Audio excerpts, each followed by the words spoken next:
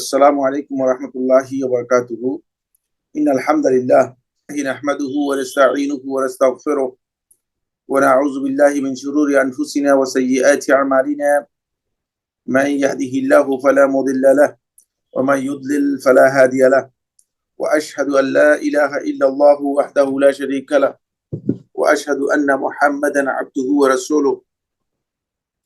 أما بعد، فإن أصدق الحديث كتاب الله، وخير الهدي هدي محمد صلى الله عليه وسلم، وشر الأمور محدثاتها، وكل محدثة بدعة، وكل بدعة ضلالة، وكل ضلالة في النار. قال الله سبحانه وتعالى في كلامه المجيد: أعوذ بالله من الشيطان الرجيم. يا أيها الذين آمنوا كتب عليكم الصيام كما كتب على الذين من قبلكم لعلكم تتقون। Taiba academy কর্তৃক আয়োজিত আজকের এই ওয়ার্কশপ অন প্রোডাক্টিভ রমাদানের এক নজরে ফিকহুস সিয়াম এই সেশনে যারা অংশগ্রহণ করছেন সম্মানিত দিনী ভাই বোন, সবাইকে প্রথমেই আমি মোবারকবাদ জানাচ্ছি, স্বাগত জানাচ্ছি যে আপনারা অত্যন্ত গুরুত্বপূর্ণ একটি প্রোগ্রাম বা ওয়ার্কশপে অংশগ্রহণ করেছেন, যেখানে মৌলিকভাবে সিয়ামের অনেকগুলো বিষয় নিয়ে আমরা চেষ্টা করব খুব সংক্ষেপে আপনাদের সাথে শেয়ার করার জন্য। যেহেতু বিষয়টি আমাদের ধারাবাহিকভাবে আগে থেকেই সাজানো আছে, তাই আমরা কথা না বাড়িয়ে সরাসরি আমরা চলে যাচ্ছি। আজকের এই সেশনে আমরা চেষ্টা করব 10টি পয়েন্টে আপনাদের সাথে শেয়ার করার জন্য। প্রথমে হচ্ছে সিয়ামের শাব্দিক ও পারিভাষিক পরিচিতি এবং সিয়ামের প্রকৃত অর্থ। দ্বিতীয় হচ্ছে সিয়ামের হুকুম ও প্রকারভেদ। তৃতীয়, রমাদানের সিয়াম ফরজ হওয়ার জন্য শর্ত। চতুর্থ হচ্ছে সিয়ামের মৌলিক যে উপাদানগুলো আছে সেগুলো নিয়ে কিছু কথা হবে। পঞ্চম যে পয়েন্টটি নিয়ে আমরা কথা বলবো সেটা হচ্ছে সিয়াম বিনষ্টকারী কাজসমূহ, মুবতিলাতুস সিয়াম, যে কাজগুলো সিয়াম ভঙ্গ করে। 6 নম্বর যে বিষয়টি আমাদের আসবে সেটি হচ্ছে যেসব কারণে সিয়াম বিনষ্ট হয় না। আমরা অনেকে আছি, আমাদের কিছু কিছু বিষয় আছে যেগুলোর ব্যাপারে কনফিউশন আছে, এ থেকে সিয়াম নষ্ট হইতেই হয় না। কিছু বিষয় আছে যেগুলোতে আসলে সিয়াম নষ্ট হয় না, কিন্তু অনেককে দেখা যায় তারা মনে করে থাকেন যে এতে সিয়াম নষ্ট হয়। তাই এই বিষয়টি আমাদেরকে আমরা আলোচনা আনবো ইনশাল্লাহ। সিয়াম কবুল হওয়ার জন্য শর্ত 7 নম্বর পয়েন্ট। 8 নম্বর পয়েন্ট হচ্ছে যাদের জন্য রমাদানের সিয়াম ভঙ্গ করা বৈধ। 9 নম্বর হচ্ছে সিয়ামের রক্ষণ ওয়াজিব সমূহ। এরপরে 10 নম্বর হচ্ছে সিয়াম বিনষ্টকারী ব্যক্তির বিধান এবং সিয়ামের কাজা ও কাফারা ও ফিদিয়া। তো এই বিষয়গুলো নিয়ে আমরা, যদিও এখানে আলোচনার বিষয়গুলো আপনাদের সামনে আছে, আমরা চেষ্টা করবো ইনশাল্লাহ খুব সংক্ষেপে বিষয়গুলো আলোচনা করার জন্য। প্রথম যে পয়েন্টটি আমাদের সামনে আসছে সেটি হচ্ছে মা'না সিয়াম লুগাতান ওয়া ইসতিলাহান।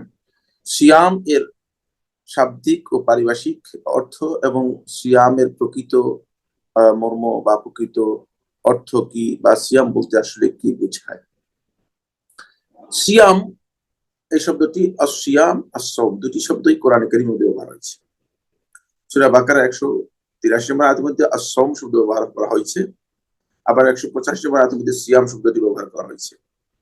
দুটি মূলত আসসাওম ও সিয়াম দুটি শব্দই কোরআনে কারীমে এসেছে, হাদিসের মধ্যেও এসেছে। সহিহ বুখারীর হাদিসে কুদসির মধ্যে আল্লাহ রাসূল সাল্লাল্লাহু আলাইহি ওয়াসাল্লাম বর্ণনা করেছেন যে ইল্লা সিয়াম ফাইন্নাহু লি, যে এখানে সিয়াম শব্দটি ব্যবহার করেছেন।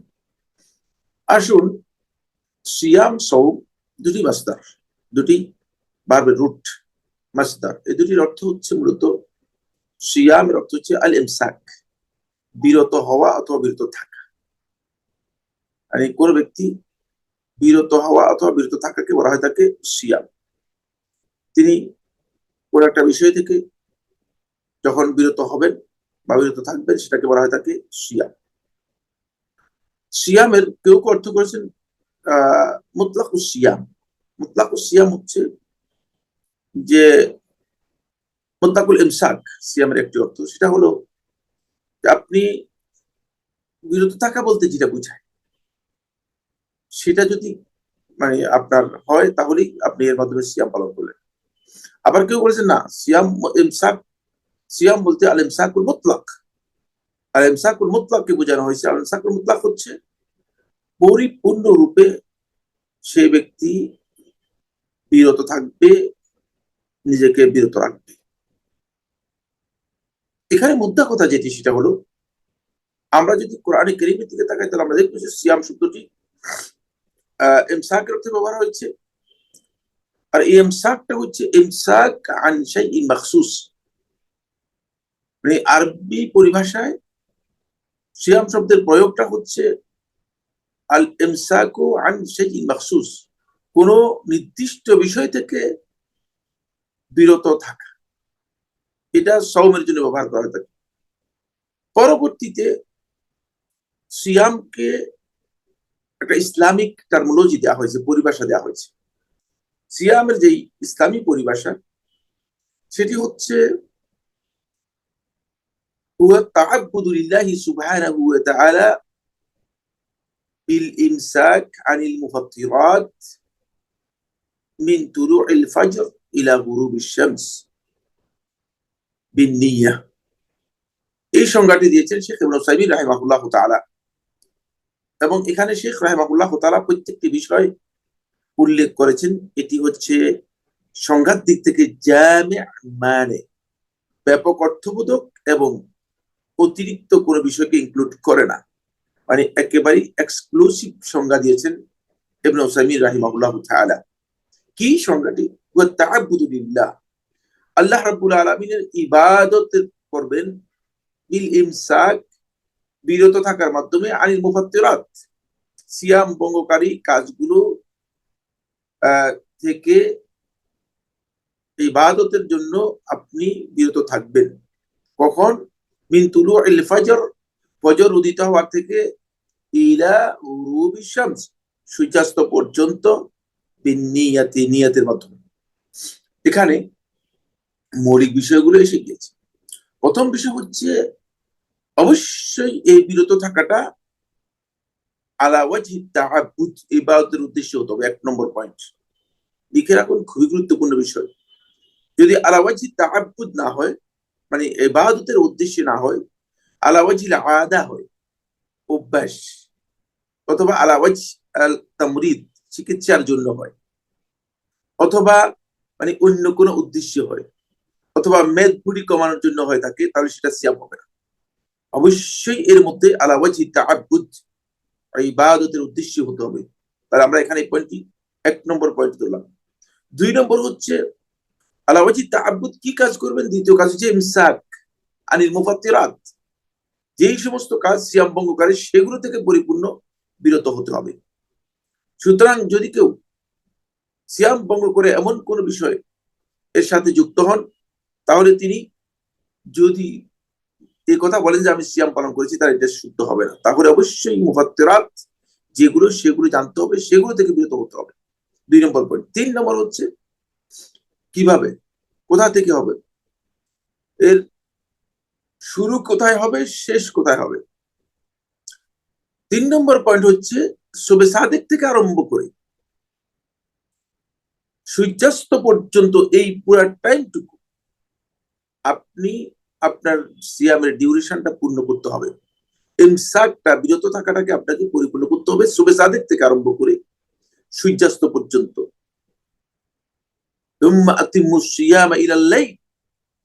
অতঃপর তোমরা তোমাদের সিয়ামকে পরিপূর্ণ করো ইলাল্লাইল, রাত্র পর্যন্ত। ইলাল্লাইল বলতে বোঝানো হচ্ছে ইলা আউয়ালিল লাইল, রাত্রের শুরু। রাত্রের শুরু হচ্ছে গুরুবুশ শামস, সূর্যাস্ত পর্যন্ত, যেটি রাসূলুল্লাহ সাল্লাল্লাহু আলাইহি ওয়াসাল্লাম হাদিসের মধ্যে স্পষ্ট করেছেন।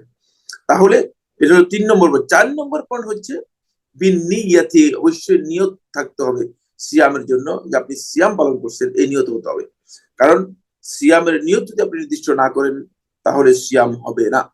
এই 4টি পয়েন্টে সিয়ামের যে পারিভাষিক পরিচয় আমরা দিয়েছি, মানে এখান থেকে স্পষ্ট বোঝা যায় যদি কোনো ব্যক্তি এর একটি পয়েন্ট কোনো কারণে তার বাদ পড়ে যায় তাহলে তার সিয়াম হবে না, তাহলে তার সিয়াম হবে না। এটা হচ্ছে সিয়ামের পরিভাষা। সিয়ামের প্রকৃত মর্ম কি? সিয়ামের প্রকৃত মর্ম হচ্ছে একজন ব্যক্তি আল্লাহ রাব্বুল আলামিনের সন্তুষ্টির জন্য ইবাদতের উদ্দেশ্যে ঈমান এবং ইহতিসাবের সাথে সকল প্রকার সিয়াম ভঙ্গকারী কাজ থেকে বিরত থাকবে, সকল প্রকার সিয়াম ভঙ্গকারী কাজ থেকে বিরত হবে বা বিরত থাকবে। তিনি হারাম কাজগুলো থেকে পরিপূর্ণরূপে নিজেকে বিরত রাখার মাধ্যমে। এখানে সিয়ামের যে সংজ্ঞা দেওয়া হয়েছে টার্মোলজি বা পারিভাষিক যে সংজ্ঞা দেওয়া হয়েছে, সেই আপনি পারিভাষিক সংজ্ঞার মধ্যে কিন্তু এই কথাটুকু নেই। এটা হচ্ছে সিয়ামের প্রকৃত অর্থ। কারণ একজন ব্যক্তি যদি হালাল থেকে নিজেকে বিরত রাখে আর আল্লাহ তাআলা যেগুলো হারাম করেছেন সেই কাজের মধ্যে লিপ্ত থাকে, তাহলে তিনি আসলে আল্লাহ তাআলার সিয়াম পালন করেছেন এই কথাটুকু প্রাসঙ্গিক নয়, বরং এটি অযৌক্তিক, অবাস্তব, এটি মোটেও সঠিক নয়, বরং এটা দাবি শুধু হতে পারে। এই জন্য অবশ্যই তাকে হারাম কাজ থেকে বিরত থাকার মাধ্যমে, মানে হালাল যেগুলো আল্লাহ তাআলা নিষেধ করেছেন মুফাত্তিরাত, যেগুলো সিয়াম ভঙ্গ করে থাকে সেগুলো থেকে বিরত হতে হবে। তাহলে আমরা সিয়ামের পরিচিতির উপর খুব সংক্ষেপে এই কথাগুলো বলার পরেই আমরা এবার যাব আপনাদের সাথে শেয়ার করার জন্য সিয়ামের হুকুম নিয়ে আমরা কথা বলবো। সিয়ামের হুকুম হচ্ছে রমাদান মাসের সিয়াম এর হুকুম আমরা আলোচনা করব। প্রথমেই আপনারা জানেন যে রমাদান মাসের সিয়ামটি অত্যন্ত গুরুত্বপূর্ণ। ফলে আল্লাহ সুবহানাহু ওয়া তাআলা রমাদান মাসের সিয়ামকে আল্লাহ রাব্বুল আলামিন ফরজ করেছেন। রমাদান মাসের সিয়ামকে আল্লাহ সুবহানাহু ওয়া তাআলা ফরজ করেছেন। কোরআনে কারীমের সূরা আল বাকারার 183 নম্বর আয়াতের মধ্যে আল্লাহ সুবহানাহু ওয়া তাআলা ইরশাদ করেন, ইয়া আইয়ুহাল্লাযীনা আমানু কুতিবা আলাইকুমুস সিয়ামু কামা কুতিবা আলাল লাযীনা মিন ক্বাবলিকুম লাআল্লাকুম তাত্তাকুন। হে ঈমানদারগণ, তোমাদের উপর সিয়ামকে ফরজ করে দেওয়া হয়েছে, লিখে দেওয়া হয়েছে। কামা কুতিবা আলাল লাযীনা মিন ক্বাবলিকুম, যেভাবে তোমাদের পূর্ববর্তীদের উপর সিয়ামকে ফরজ করে দেওয়া হয়েছিল। কেন করা হয়েছে? লাআল্লাকুম তাত্তাকুন, যাতে তোমরা তাকওয়া অবলম্বন করতে পারো। ঠিক অনুরূপভাবে আল্লাহ সুবহানাহু ওয়া তাআলা কোরআন কারীমের সূরা বাকারা 185 নম্বর আয়াতের মধ্যে সেই কথাই বলেছেন, ফামান শাহিদা মিনকুমুশ শাহরা ফালিয়াসুমহু, তোমাদের মধ্যে যে ব্যক্তি এই মাসে উপনীত হবে, উপস্থিত হবে, ফালিয়াসুমহু, সেই জন্য এই মাসের সিয়াম পালন করে থাকে।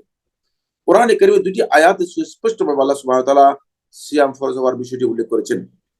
রাসূলুল্লাহ সাল্লাল্লাহু আলাইহি ওয়াসাল্লাম সহিহ বুখারী এবং মুসলিমের হাদিসের মধ্যে ইরশাদ করেছেন, সহিহ বুখারী হাদিস নম্বর 8, সহিহ মুসলিম হাদিস নম্বর 16, আব্দুল্লাহ ইবনে ওমর রাদিয়াল্লাহু আনহু এই হাদিসের মধ্যে ইরশাদ করেন, আল্লাহ রাসূল সাল্লাল্লাহু আলাইহি ওয়াসাল্লাম বুনিয়াল ইসলামু আলা খামস, যেটা আমরা সবাই জানি ইসলামের ভিত্তি হচ্ছে 5টি। তার মধ্যে রাসূলুল্লাহ সাল্লাল্লাহু আলাইহি ওয়াসাল্লাম চতুর্থ ইসলামের রক্ষণ হিসেবে, ইসলামের ভিত্তি হিসেবে উল্লেখ করেছেন ওয়াসাউমে রমাদান, এবং রমাদান মাসের সিয়াম পালন করা। এখান থেকে বোঝা যায় যে রমাদান মাসের সিয়াম পালন করাটা অত্যন্ত গুরুত্বপূর্ণ এবং আল্লাহ রাসূল সাল্লাল্লাহু আলাইহি ওয়াসাল্লাম নির্দেশ দিয়েছেন। আরেকটি হাদিসের মধ্যে রাসূলুল্লাহ সাল্লাল্লাহু আলাইহি ওয়াসাল্লাম সে কথা বলেছেন। রাসূলুল্লাহ সাল্লাল্লাহু আলাইহি ওয়াসাল্লাম সহিহ বুখারী হাদিস নম্বর 1900, সহিহ মুসলিম হাদিস নম্বর 108, আল্লাহ রাসূল সাল্লাল্লাহু আলাইহি ওয়াসাল্লাম ইরশাদ করেন, ইজা রাআইতুমুহু ফাসুমু, যখন তোমরা রমাদান মাসে চাঁদ দেখবে তখন তোমরা সিয়াম পালন করো। ইজা রাআইতুমুহু, যখন তোমরা রমাদান মাসে চাঁদ দেখবে। তাহলে এখানে স্পষ্ট একটি কথা আছে, সেটা হচ্ছে রমাদান মাসে চাঁদ দেখা এখানে অত্যন্ত গুরুত্বপূর্ণ বিষয়। ফাসুমু, তাহলে তোমরা সিয়াম পালন করো। পরে ফকিহগণ এই মাসআলার মধ্যে ইজমা নকল করেছেন, আজমা আল মুসলিমুন আলা আন্না সিয়ামা ফারদুন, যে ফকিহদের ইজমা সাব্যস্ত হয়েছে সিয়াম হচ্ছে আল্লাহ রাব্বুল আলামিনের পক্ষ থেকে একটি ফরজ, ওয়া আন্নাহু আহাদু আরকানিল ইসলাম, এবং এটি হচ্ছে ইসলামের অন্যতম একটি রুকন, রুকনগুলোর মধ্যে একটি। এই ইজমা এর কারণ কি? কোরআনের বক্তব্য রয়েছে, তারপরে হাদিসের বক্তব্য রয়েছে। কেন ইজমা উল্লেখ করা হচ্ছে, মানে এই ইজমা বা ঐক্যমতের কারণ কি? অনেকে এই বিষয় সম্পর্কে জানেন না, এই জন্য খুব সংক্ষেপে, এখানে গুরুত্বপূর্ণ কিছু কথা আছে কিন্তু খুব সংক্ষেপে যে কথা বলবো সেটা হচ্ছে এই, যাতে করে এই আয়াতগুলোর নির্দেশনার ব্যাপারে মুসলিম উম্মার ঐক্যমতের বিষয়টি স্পষ্ট হয়, এবং সিয়াম যে ফরজ সেই ক্ষেত্রে কোনো ব্যক্তি কোনো না কোনো ভাবে দ্বিমত না করতে পারে। এই জন্য মুসলিম উম্মার ইজমাটি এখানে উল্লেখ করা অপরিহার্য। আসুন এরপর আমরা যে পয়েন্টটি নিয়ে আপনাদের সাথে আলোচনা করব সেটা হচ্ছে সিয়ামের প্রকারভেদ নিয়ে আমি কিছু কথা বলবো। আপনারা জানেন যে সিয়াম এর অনেকগুলো প্রকার রয়েছে। তার মধ্যে সিয়ামের মৌলিক ভাবে আমরা জানি যে সিয়ামকে আহ 5টি অথবা 6টি প্রকারে সিয়ামকে কি করা হয়েছে, উল্লেখ করা হয়েছে। প্রথম প্রকার হচ্ছে ফরজ সিয়াম। ফরজ সিয়াম হচ্ছে রমাদান মাসের যে সিয়াম রয়েছে, রমাদান মাসের সিয়াম। রমাদান মাস ছাড়া আর কোন মাসের সিয়ামকে আল্লাহ সুবহানাহু ওয়া তাআলা ফরজ করেননি। দ্বিতীয় হচ্ছে ওয়াজিব সিয়াম। ওয়াজিব সিয়াম হচ্ছে ওই প্রকারের সিয়াম যে প্রকারের সিয়াম কোন ব্যক্তি নিজের উপর বাধ্যতামূলক করে নিয়েছে, যেটা আল্লাহ তাআলা ফরজ করেননি, যেমন মান্নত করে নিয়েছে। যেমন কোন ব্যক্তি যদি সিয়ামের মানত করে থাকে তাহলে সেটা তার উপর ওয়াজিব হয়ে যাবে। অবশ্যই এখানে একটি ফিকহি পরিভাষা নিয়ে বিতর্ক আছে, সেটা হচ্ছে ফরজ এবং ওয়াজিবের মধ্যে আদৌ কি কোনো পার্থক্য আছে কি না। ওই যারা বলেছেন যে ফরজ এবং ওয়াজিবের মধ্যে পার্থক্য নেই, তাদের মধ্যে ফরজ এবং ওয়াজিব দুটি একই অর্থে ব্যবহৃত হয়ে থাকে, একই অর্থ। এই কারণে এটাকে একদল আলেম বলেছে এটা একটি প্রকার ফরজ এবং ওয়াজিব। কারণ যখন কোনো ব্যক্তি মানত করবে সিয়াম পালন করার জন্য, তখন সেটা তার উপর ফরজ হয়ে যায়। ওয়াল ইউফু নুযুরাহুম, আল্লাহ সুবহানাহু ওয়া তাআলা কোরআনে কারীমে ইরশাদ করেছেন, ওয়াল ইউফু নুযুরাহুম, তারা যেন তাদের মানত সমূহকে পরিপূর্ণরূপে আদায় করে। তাহলে এখান থেকে বোঝা যাচ্ছে যে এটি ফরজ। যাই হোক, ফরজ এবং ওয়াজিবের মধ্যে কিছু পার্থক্য আছে। কেউ কেউ পার্থক্য করেছেন, কেউ পার্থক্য করেন, সেটা আপনার অবশ্যই অন্য বিষয়ে অন্য একটি আলোচনায় জানবেন অবশ্যই। 3 নম্বর যে পয়েন্টটি, সেটা হচ্ছে সুন্নাত আর সিয়াম। ওই সমস্ত সিয়াম যে সিয়ামগুলোকে রাসূলুল্লাহ সাল্লাল্লাহু আলাইহি ওয়াসাল্লাম পালন করেছেন আর সহিহ রিওয়ায়াত দ্বারা সাব্যস্ত হয়েছে, যেগুলো সুন্নাহ, সেই সুন্নাত সিয়ামগুলো, মানে আল্লাহ রাসূল সাল্লাল্লাহু আলাইহি ওয়াসাল্লাম যেহেতু এটাকে এর উপর কোনো অব্লিগেশন অথবা এর জন্য ম্যান্ডেটরি কোনো বক্তব্য দেননি, ফলে সেগুলো হচ্ছে সুন্নাত সিয়াম। যেমন আরাফার সিয়াম পালন করা সুন্নাহ, যেমন আশুরার সিয়াম পালন করা সুন্নাহ, যেমন প্রত্যেক মাসের 3 দিন সিয়াম পালন করা অথবা ইয়ামুল বীদের সিয়াম পালন করা সুন্নাহ। এভাবে যে সুন্নাহ সাব্যস্ত হয়েছে সেগুলো সুন্নাত সিয়াম হিসেবে পরিচিত, সুন্নাত সিয়ামে পরিচিত। নফল সিয়াম হচ্ছে 4 নম্বর, যেটা নফল সিয়াম। নফল সিয়াম হচ্ছে ওই সিয়াম যে সিয়াম ফরজ ওয়াজিব অথবা সুন্নাহ নয়। ফরজ ওয়াজিব সুন্নাহ নয়, কোনো ব্যক্তি নিজে ইখতিয়ারের মাধ্যমে সিয়াম পালন করেছে, যেমন রাসূলুল্লাহ সাল্লাল্লাহু আলাইহি ওয়াসাল্লাম হাদিস দ্বারাও প্রমাণিত হয়েছে। আল মুতাতাওয়িউ ফি সাওমিহি, যে ব্যক্তি সিয়াম এর মধ্যে নফল পালন করে থাকে। প্রত্যেকটি ইবাদতের ক্ষেত্রে নফল, আল্লাহ রাব্বুল আলামিন নফলকে উদ্বুদ্ধ করেছেন। সুতরাং রাসূলুল্লাহ সাল্লাল্লাহু আলাইহি ওয়াসাল্লাম নফলকে উদ্বুদ্ধ করেছেন। যখন হাদিসুল আরাবী সহিহ বুখারীর মধ্যে এসেছে, রাসূলুল্লাহ সাল্লাল্লাহু আলাইহি ওয়াসাল্লামের কাছে যখন আসলো, তখন সে বলেছেন যে, তখন রাসূলুল্লাহ বললেন যে, তারপরে ওয়া আনতা সুমা রমাদান, তুমি কি তারপরে তুমি রমাদান মাসের সিয়াম পালন করবে। তখন আল্লাহ রাসূল সাল্লাল্লাহু আলাইহি ওয়াসাল্লাম তিনি প্রশ্ন করলেন, হাল আলাইয়া গায়রু, এছাড়া কি আর কিছু আমার উপর আছে কিনা। তখন রাসূলুল্লাহ সাল্লাল্লাহু আলাইহি ওয়াসাল্লাম বলেছে, ইল্লা আন তাতাওয়া, কেবল যেটা তুমি তাতাওয়া করবে, যেটা নফল করবে, অতিরিক্ত করবে। এখান থেকে বোঝা যায় যে যে সমস্ত ইবাদত শরীয়তে মাশরু রয়েছে, বৈধ, বা শরীয়ত যে সমস্ত ইবাদতকে অনুমোদন দিয়েছে, সেই ইবাদতের ক্ষেত্রে প্রত্যেকটি ব্যক্তির জন্য জায়েজ রয়েছে তিনি তাতাওয়া করবেন, তাতাওয়া করতে পারবেন, নফল করতে পারবেন। সেটি সূরা বাকারার ওই আয়াতের মধ্যে স্পষ্ট করে বলা হয়েছে। সূরা বাকারার সেই আয়াতের মধ্যে স্পষ্ট করা হয়েছে 184 নম্বর আয়াতের মধ্যে, ফামান তাতাওয়া ফাহুয়া খায়রুল লাহু। এটি মূলনীতি কোরআনে কারীমের, এটি কোরআনে কারীমের অন্যতম গুরুত্বপূর্ণ ম্যাক্সিম। সেটা হচ্ছে এই ফামান তাতাওয়া ফাহুয়া খায়রুল লাহু, যে ব্যক্তি তাতাওয়া করবে, তাতাওয়াটা কমন রেখে দেওয়া হয়েছে, কমন বক্তব্য, যে ব্যক্তি তাতাওয়া করবে অর্থাৎ নফল এক্ষেত্রে আদায় করবে, ফাহুয়া খায়রুল লাহু, সেটি তার জন্য কল্যাণের কারণ হবে। আমরা সামনে যাচ্ছি দ্রুত। এরপরে যে পয়েন্টটি গুরুত্বপূর্ণ সেটা হচ্ছে পঞ্চম হচ্ছে মাকরুহ সিয়াম। যে সিয়ামের ব্যাপারে রাসূলুল্লাহ সাল্লাল্লাহু আলাইহি ওয়াসাল্লাম অপছন্দ করেছেন, অথবা যে প্রকারের সিয়ামটা আল্লাহ নবী সাল্লাল্লাহু আলাইহি ওয়াসাল্লামের কাছে পছন্দনীয় ছিল না। মাকরুহ সিয়ামের দুটি উদাহরণ আমি দেব। একটা হচ্ছে যেমন সাওম আল ইয়াউম আল্লাযী শাক্কু ফীহি, ওই দিনের সিয়াম পালন করা যে দিনের ব্যাপারে সন্দেহ রয়েছে, এটা কি শাবান মাসের শেষ তারিখ না রমাদান মাসের প্রথম তারিখ, শাবান মাসের শেষ না রমাদান মাসের শেষ। যদি শাবান মাসের শেষ হয়ে থাকে, রমাদান মাসের শুরু হয়ে থাকে, এই ধরনের কনফিউশনের মধ্যে পড়ে যায়, এটাকে বলা থাকে ইয়াউমুশ শাক। ইয়াউমুশ শাকের যদি কেউ কোনো ব্যক্তি সিয়াম পালন করে থাকে, তাহলে সেটি মাকরুহ, সেটি অপছন্দনীয়। যেমনি ভাবে মাকরুহ সিয়ামের আরেকটি উদাহরণ জুমহুর আহলুল ফিকহ উল্লেখ করেছেন, সেটি হচ্ছে যদি কোনো ব্যক্তি সিয়াম পালন করে থাকে, আইয়ামুল বীদ সিয়াম পালন করে থাকে 11, 12, 13। এই মাসালার মধ্যে আরো দ্বিমত রয়েছে, কিন্তু একদল ফকি বলেছেন যে 11, 12, 13 এই দিনগুলোর সিয়াম হাজি সাহেবদের জন্য পালন করা, যদি তিনি হাদি না পেয়ে থাকে তার জন্য জায়েজ। আর যদি কোনো ব্যক্তি হাদি না, মানে হাজি সাহেব নন, মানে হজে যাননি অথবা যার উপর হাদি আসেনি, তিনি যদি এই দিনগুলোর সিয়াম পালন করে থাকেন, তাহলে তার এই সিয়াম পালন করাটা মাকরুহ, যদিও আলেমদের মধ্যে কেউ কেউ হারাম বলেছেন। আসুন, এরপরে হচ্ছে 6 নম্বর হচ্ছে হারাম সিয়াম। হারাম সিয়াম হচ্ছে ওই সিয়াম যে সিয়াম পালন করাটা নিষেধ করা হয়েছে, রাসূলুল্লাহ সাল্লাল্লাহু আলাইহি ওয়াসাল্লামের কাছ থেকে নিষিদ্ধ সাব্যস্ত হয়েছে।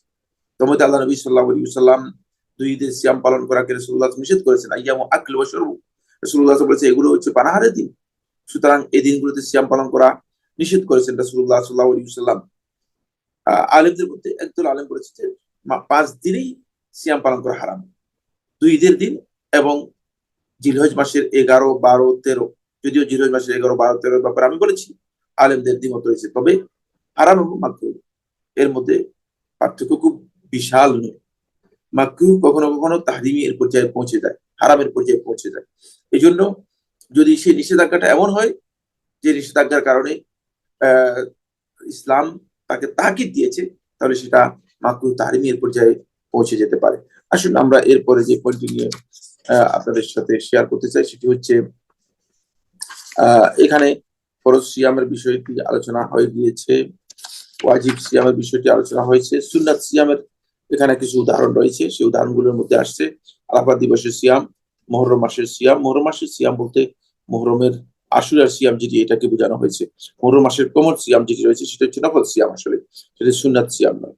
এরপরে প্রত্যেক মাসের 3 দিনের সিয়াম প্রসঙ্গত আমি এটা বলে দিচ্ছি যে প্রত্যেক মাসের 3 দিনের সিয়াম, এটা আপনি যদি আইয়ামুল বীদের মধ্যে রাখেন, অর্থাৎ মাসের 13, 14, 15 তারিখে রাখেন, তাহলেও এটি সুন্নাহ।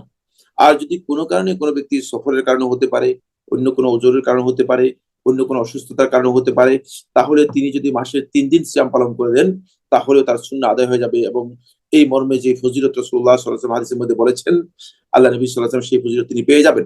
তারপরে শাওয়াল মাসের 6টি সিয়াম, আর শাওয়াল মাসের 6টি সিয়াম হচ্ছে আকাদুস সিয়াম, মানে সুন্নাত সিয়ামের মধ্যে সবচেয়ে বেশি গুরুত্বপূর্ণ সিয়াম। যেহেতু আবু আইয়ুব আনসারী রাদিয়াল্লাহু বর্ণিত হাদিসের মধ্যে আল্লাহ রাসূল সাল্লাল্লাহু আলাইহি ওয়াসাল্লাম ইরশাদ করেছেন, মান সামা রমাদান সুম্মা আতবাহু সিত্তাম মিন শাওয়াল ফাকান্নামা সামা দাহর, যে ব্যক্তি রমাদান মাসের সিয়াম পালন করলো, অতঃপর সে সুম্মা আতবাহু সিত্তাম মিন শাওয়াল, তারপরে শাওয়ালের 6টি সিয়াম পালন করলো, ফাকান্নামা সামা দাহর, মনে হচ্ছে যেন সে পুরা বছরের সিয়াম পালন করলো, পুরা বছরের সিয়াম পালন করলো। যাই হোক, এখান থেকে বোঝা যাচ্ছে যেটি অত্যন্ত গুরুত্বপূর্ণ সিয়াম।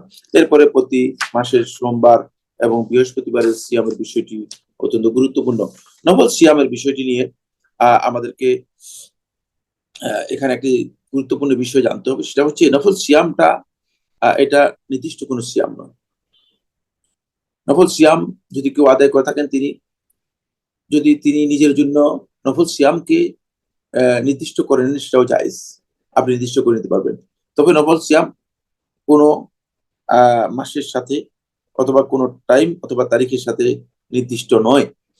কিন্তু রাসূলুল্লাহ সাল্লাল্লাহু আলাইহি ওয়াসাল্লাম অত্যন্ত গুরুত্ব দিয়েছেন নফল সিয়ামের গুরুত্ব, আল্লাহ রাসূল সাল্লাল্লাহু আলাইহি ওয়াসাল্লাম এত বেশি দিয়েছেন যে আবু উমামা আল বাহিলি রাদিয়াল্লাহু তাআলা একটা হাদিস থেকে স্পষ্ট বোঝা যায় যে রাসূলুল্লাহ সাল্লাল্লাহু আলাইহি ওয়াসাল্লাম তিনি বললেন, হে আল্লাহর রাসূল সাল্লাল্লাহু আলাইহি ওয়াসাল্লাম, আমি আপনার কাছে একটি জিনিস সম্পর্কে জানতে চাই অথবা একটি বিষয় আপনাকে প্রশ্ন করতে চাই, এরপরে আর আমি আপনাকে প্রশ্ন করবো না এই বিষয় সম্পর্কে। আপনি কি আমাকে সে বিষয় সম্পর্কে সেই উপদেশটি বা সেই বিষয়টি আমাকে নির্দেশ দিবেন কিনা? তখন রাসূলুল্লাহ সাল্লাল্লাহু আলাইহি ওয়াসাল্লাম বলেছেন যে আলাইকা বিস-সাওম, তুমি তোমার জন্য সিয়ামকে তুমি বাধ্যতামূলক করে নাও, তুমি তোমার জন্য সিয়ামকে বাধ্যতামূলক করে নাও। ফাইন্নাহু লা ইতলা লাহু, কারণ এই সিয়ামের কোনো প্রকার মানে সমকক্ষ কিছুই নেই। লা ইতলা লাহু, কোনো সমকক্ষ নেই। অন্য রাওয়ায়াতের মধ্যে এসেছে, এটা ইমাম নাসাই রাহমাতুল্লাহ বর্ণনা করেছেন, অন্য রাওয়ায়াতের মধ্যে এসেছে ফাইন্নাহু লা মিসলা লাহু, এর কোনো তুলনা উদাহরণ নেই। এই হাদিস থেকে স্পষ্ট বোঝা যায় সিয়াম হচ্ছে এমন ইবাদত যে ইবাদতের মর্যাদা হচ্ছে সবচেয়ে বেশি, এবং যে ইবাদতের মূলত কোনো প্রকার তুলনা হয় না, তুলনাহীন একটি ইবাদতের নাম হচ্ছে মূলত সিয়াম। আমরা এই বিষয়গুলো স্পষ্ট বুঝতে পেরেছি যে নফল সিয়ামকে রাসূলুল্লাহ সাল্লাল্লাহু আলাইহি ওয়াসাল্লাম কিভাবে গুরুত্ব দিয়েছেন। এরপর মাকরুস সিয়াম সম্পর্কে আমি বলেছি। মাকরুস সিয়ামের এখানে দুটি উদাহরণ আপনাদের সামনে এসেছে, সেটা হলো শুধু শুক্রবার সিয়াম জন্য নির্দিষ্ট করে নেওয়া, অথবা শুধু শনিবারকে সিয়ামের জন্য নির্দিষ্ট করে নেওয়া। রাসূলুল্লাহ সাল্লাল্লাহু আলাইহি ওয়াসাল্লাম পছন্দ করেছেন। সুতরাং কোন ব্যক্তি শুধু শুক্রবারকে সিয়ামের জন্য যদি নির্দিষ্ট করে নেন, এই কাজটিও তার জন্য সঠিক নয়। তারপর আমরা হারাম সিয়ামের বিষয়টি আলোচনা করছি। সেটা হলো হারাম সিয়ামের ব্যাপারে আমি বলেছি যে কোন দিনগুলো সিয়াম পালন করা হারাম। সেই দিনগুলো আমরা বলেছি ঈদ উল ফিতর, ঈদ উল আজহা, এবং আলেমদের মধ্যে কেউ কেউ বলেছেন আইয়ামুত তাশরিক, জিলহজের 11, 12 তারিখে সিয়াম পালন করা হারাম, এই 5 দিনের সিয়াম পালন করা হারাম। এখানে একটি বিষয় কেউ কেউ এখানে উল্লেখ করা হয়েছে, এটা সঠিক নয়। সেটা হলো এই যে মহিলাদের জন্য হাইজ বা নিফাস অবস্থায় সিয়াম পালন করা হারাম। মহিলাদের জন্য হাইজ এবং নিফাস অবস্থায় সেটা সিয়ামই হবে না, হারাম হবার সুযোগ নেই। সুতরাং কেউ যদি সিয়াম পালন করে থাকেন তার সেটা সিয়াম হবে না, সিয়ামই ইবাদত হবে না, যেহেতু তার উপর সিয়াম কন্টিনিউ করা এই অবস্থায় মানে সিয়াম হিসেবে বিবেচিত হবে না।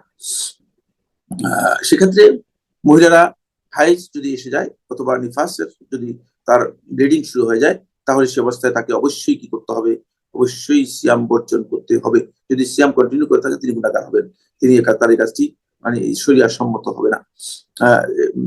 এরপরে যে পয়েন্টটি এখানে উল্লেখ করা হয়েছে, সেখানে যে অসুস্থ ব্যক্তির জন্য সিয়াম পালন করার পালনে মৃত্যুর আশঙ্কা থাকলে তার জন্য সিয়াম পালন করা হারাম।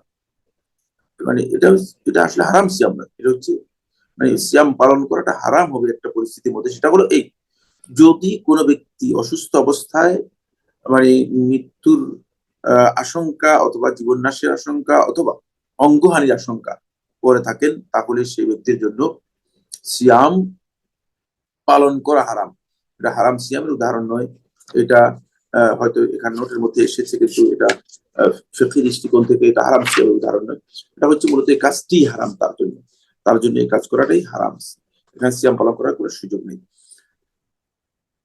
এরপরে আমরা মৌলিক বিষয়ে যাচ্ছি, সেটা হলো রমাদান মাসের সিয়াম ফরজ হওয়ার জন্য শর্ত। এখানে একটি বিষয় আমাদেরকে জানা দরকার, সেটা হচ্ছে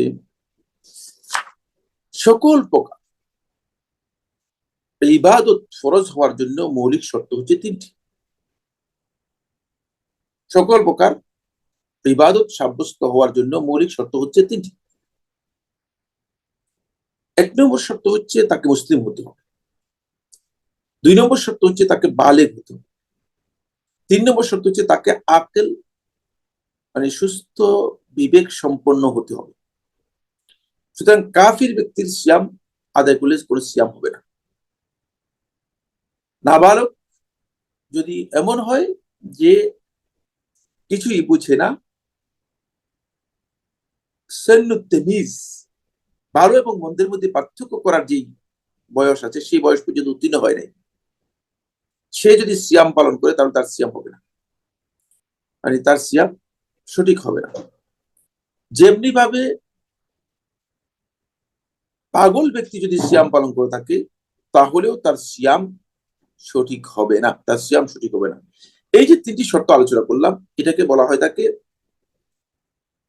আহলিয়াতুল ইবাদাহ। প্রত্যেকটি ইবাদতের ক্ষেত্রে ইবাদতের উপযুক্ততার শর্ত। কোন ইবাদতই মূলত এই যারা অমুসলিম, পাগল এবং অপ্রাপ্তবয়স্ক, তার জন্য কোন ইবাদতের তাকলিফে মানে আহলিয়াতুত তাকলিফ, শরীয়তের তাকলিফ মানে দায়িত্বপ্রাপ্ত অথবা শরীয়তের বিধান তার উপর প্রযোজ্য হওয়ার জন্য এই 3টি শর্ত অপরিহার্য। সুতরাং এটা রমাদানের সিয়ামের ক্ষেত্রে প্রযোজ্য, সালাতের ক্ষেত্রে প্রযোজ্য, হজের ক্ষেত্রে প্রযোজ্য, অন্য সকল ইবাদতের ক্ষেত্রে প্রযোজ্য। এর বাইরে সিয়ামের জন্য আর কি কি জিনিস অপরিহার্য? 4 নম্বর পয়েন্ট হচ্ছে সিয়ামের জন্য আল কাদির আলা সিয়াম, ওই ব্যক্তি সিয়াম পালন করার জন্য অবশ্যই তাকে সামর্থ্যবান হতে হবে, সক্ষম হতে হবে। অক্ষম ব্যক্তি তাহলে তার উপর সিয়াম নেই। যদি কোনো ব্যক্তি অক্ষম হয় তাহলে তার উপর কোনো সিয়াম নেই। এখানে আমাদেরকে জানতে হবে যে গায়রু কাদির, অক্ষম ব্যক্তি কারা বা তাদের পরিচয় কি। অক্ষমতা বা অক্ষম ব্যক্তি দুই প্রকারের অক্ষম ব্যক্তি আমাদের কাছে রয়েছে। প্রথম প্রকারের অক্ষম ব্যক্তি হচ্ছে এমন অক্ষম ব্যক্তি যে অসুস্থতার কারণে, যা থেকে সুস্থ হওয়ার কোনো সম্ভাবনা নেই, অথবা বার্ধক্যের কারণে সিয়াম কন্টিনিউ করতে সক্ষমতা তার নেই, সিয়াম কন্টিনিউ করতে পারছে না, সিয়াম নিয়মিত পালন করতে পারছে না। যদি এমন অক্ষম ব্যক্তি হয় থাকে, তাহলে সেই ব্যক্তি সিয়াম পালন করবে না। সেই ব্যক্তির বিধান হচ্ছে, সামনে হয়তো এটা আলোচনার মধ্যে আসবে, সেই ব্যক্তির বিধান হচ্ছে সে প্রত্যেকটি সিয়ামের এগনিস্টে একজন মিসকিনকে খাবারের ব্যবস্থা করবে। দ্বিতীয় প্রকার অক্ষম ব্যক্তি হচ্ছে যে সিয়াম পালন করতে অক্ষম। সে হচ্ছে এমন ব্যক্তি যার অক্ষমতাটা হঠাৎ করে দেখা দিয়েছে, যেমন সিয়ামের মাসে, রমাদান মাসে অসুস্থ হয়ে পড়েছে, অথবা রমাদান মাসে কোনো ধরনের অপারেশন করা হয়েছে, অথবা রমাদান মাসে তিনি কোনো না কোনো ভাবে সমস্যাগ্রস্ত হয়েছেন, যার কারণে তিনি সিয়াম পালন করতে অক্ষম হচ্ছেন না। ওই ব্যক্তি কিন্তু এই যে অক্ষমতা, এই অক্ষমতা দূর হয়ে যেতে পারে। যদি এমন হয় অক্ষমতা দূর হয়ে যাবে, তাহলে তার জন্য সিয়াম ভঙ্গ করা জায়েজ, তার উপর সিয়াম আসবে না। কিন্তু সে পরবর্তীতে অবশ্যই সেই সিয়াম, একটি সিয়ামের এগনিস্টে একটি সিয়াম তাকে কি করতে হবে, আদায় করে দিতে হবে। তাহলে অক্ষমতার দিকটাকে বিবেচনা করা হয়েছে কোরআনে। আল্লাহ সুবহানাহু ওয়া তাআলা এটাকে অক্ষমতার দিক এভাবে উল্লেখ করেন নাই। আল্লাহ তাআলা কোরআনে উল্লেখ করেছেন যেটা, সেটা হলো অসুস্থ ব্যক্তির কথা উল্লেখ করেছেন, অসুস্থ না হওয়া। কোরআনে কারীমের সূরাত আল বাকারায় 185 নম্বর আয়াতের মধ্যে আল্লাহ সুবহানাহু ওয়া তাআলা যেটি ইরশাদ করেছেন, ওমান কানা মারিদান আও আলা সাফারিন ফাইদ্দাতুম মিন আইয়ামিন উখরা। আর যে ব্যক্তি অসুস্থ হবে অথবা সফরের মধ্যে থাকবে, ফাইদ্দাতুম মিন আইয়ামিন উখরা, সে অন্য দিনগুলোতে তা পরিপূর্ণ করে দেবে। এই স্পষ্ট বক্তব্য থেকে বোঝা যায় যে কোনো অসুস্থ ব্যক্তি সিয়াম ভঙ্গ করতে পারবে। অসুস্থতার জন্য কোনো প্রকার তাহদিদ করা হয়নি, নির্দিষ্ট করা হয়নি। তবে অসুস্থতার একটি পর্যায়ে আছে যে অসুস্থ ব্যক্তি কিন্তু সিয়াম পালন করতে সক্ষম। সিয়াম পালন করলে তার কোনো ধরনের আশঙ্কা নেই, তিনি সিয়াম পালন করতে পারবেন। যেমন হয়তো একটু কানে ব্যথা, হতে পারে একটু হালকা জ্বর আছে, হতে পারে একটু হালকা কাশি আছে, এই ধরনের ব্যক্তি যদি হয় থাকে, তাহলে তার জন্য সিয়াম পালন করাটাই উত্তম। তার জন্য সিয়াম পালন করাটাই উত্তম। কারণ হচ্ছে তিনি, যদিও আল্লাহ তাআলা কমন বলেছেন, কিন্তু তিনি যেহেতু সিয়াম পালন করতে অক্ষম হচ্ছেন না অসুস্থতার কারণে, সেক্ষেত্রে তিনি সিয়াম পালন করাটাই তার জন্য উত্তম। এরপরে যে পয়েন্টটি, সেটা হলো, আমরা আলোচনা করতেছিলাম অসুস্থ বা অক্ষম ব্যক্তির ব্যাপারে 5 নম্বর যে পয়েন্টটি, সেটা হলো অবশ্যই তাকে মুসাফির হওয়া যাবে না, মুসাফির না হওয়া, তাকে মুকিম হতে হবে। কারণ মুসাফির সফরের কারণে আল্লাহ রাব্বুল আলামিন তাকে সুযোগ দিয়েছেন, সফরের কারণে তাকে সুযোগ দিয়েছেন, সে সফরে যদি থাকে সিয়াম ভঙ্গ করতে পারবে। 6 নম্বর পয়েন্ট হচ্ছে আল খুলুবু মিনাল হাইদ ওয়ান নিফাস। এটি এখানে আসবে। রমাদানের সিয়াম ফরজ হওয়ার জন্য শর্ত হচ্ছে, 6 নম্বর শর্ত হচ্ছে অবশ্যই একজন নারী হাইজ এবং নিফাস থেকে তাকে পবিত্র হতে হবে, খালি হতে হবে। যদি হাইজের ব্লিডিং হয়, মিন্স শুরু হয়েছে, অথবা প্রসব স্রাব যেটাকে বলা হয় তাকে শুরু হয়ে গিয়েছে, তাহলে তার উপর সিয়ামই ফরজ হবে না। সিয়াম ফরজ হওয়ার জন্য এটি শর্ত। তাই হাইজরত অবস্থায় তিনি সিয়াম পালন করতে পারবেন না। এবং এই 6টি হচ্ছে মূলত মৌলিক যে শর্ত, সেই শর্তগুলো আমরা আলোচনা করলাম। এরপরে যে পয়েন্টটি আমরা আলোচনা করব, রমাদানের সিয়াম ফরজ হওয়ার জন্য শর্তগুলো আলোচনা করার পরেই সিয়ামের মৌলিক কিছু উপাদান আমাদের এই আজকের আলোচ্য বিষয়ের মধ্যে রয়েছে। এই কথাগুলো অবশ্য আমরা সেখানে যখন আমরা সিয়ামের পরিচয় দিয়েছি সেখানে বলেছি, কিন্তু আবার আমরা সেই মৌলিক বিষয়গুলোকে আপনাদের দৃষ্টি আকর্ষণ করছি। 1 নম্বর বিষয় হচ্ছে সিয়াম ভঙ্গকারী যে কাজগুলো আছে সেগুলো থেকে পরিপূর্ণরূপে বিরত থাকতে হবে। সিয়াম ভঙ্গকারী যে সমস্ত কাজ আছে সেগুলো থেকে সম্পূর্ণরূপে বিরত থাকতে হবে। সিয়াম ভঙ্গকারী যে সমস্ত কাজ আছে সেগুলো থেকে বিরত থাকার জন্য একজন ব্যক্তি অত্যন্ত গুরুত্বের সাথে যে জিনিসগুলোকে দেখবেন সেটা হচ্ছে 1 নম্বর হচ্ছে সিয়াম বিনষ্টকারী কাজসমূহ থেকে স্বেচ্ছায় বিরত থাকা। আপনি স্বেচ্ছায় এগুলো থেকে বিরত থাকবেন। যদি জোর করে কেউ আপনাকে সিয়াম ভঙ্গকারী কোনো কাজে লিপ্ত করে তাহলে আপনার মানে সিয়ামও নষ্ট হবে না এবং আপনি সেখানে মানে আপনার সিয়াম ক্ষতি হওয়ার কোনো কারণ নেই। সিয়াম বিনষ্টকারী কাজসমূহ সম্পর্কে জানা থাকতে হবে। এরপরে 3 নম্বর হচ্ছে সিয়াম বিনষ্টকারী কাজসমূহের ব্যাপারে মানে যদি বিস্তৃত হয়ে যায় মানে তাহলে হবে না। এটা অবশ্যই মানে ভুলক্রমে অথবা বিস্তৃত হয়ে যদি করে ফেলে তাহলে তার সিয়াম নষ্ট হবে না। এগুলো মূলত মানে সিয়াম ভঙ্গকারী কাজগুলোর ক্ষেত্রে শর্ত। সিয়াম ভঙ্গকারী কাজগুলোর ক্ষেত্রে শর্ত, এই শর্তগুলো অবশ্যই ওই ব্যক্তিকে পূরণ করতে হবে। কোনো ব্যক্তি যদি অনিচ্ছায়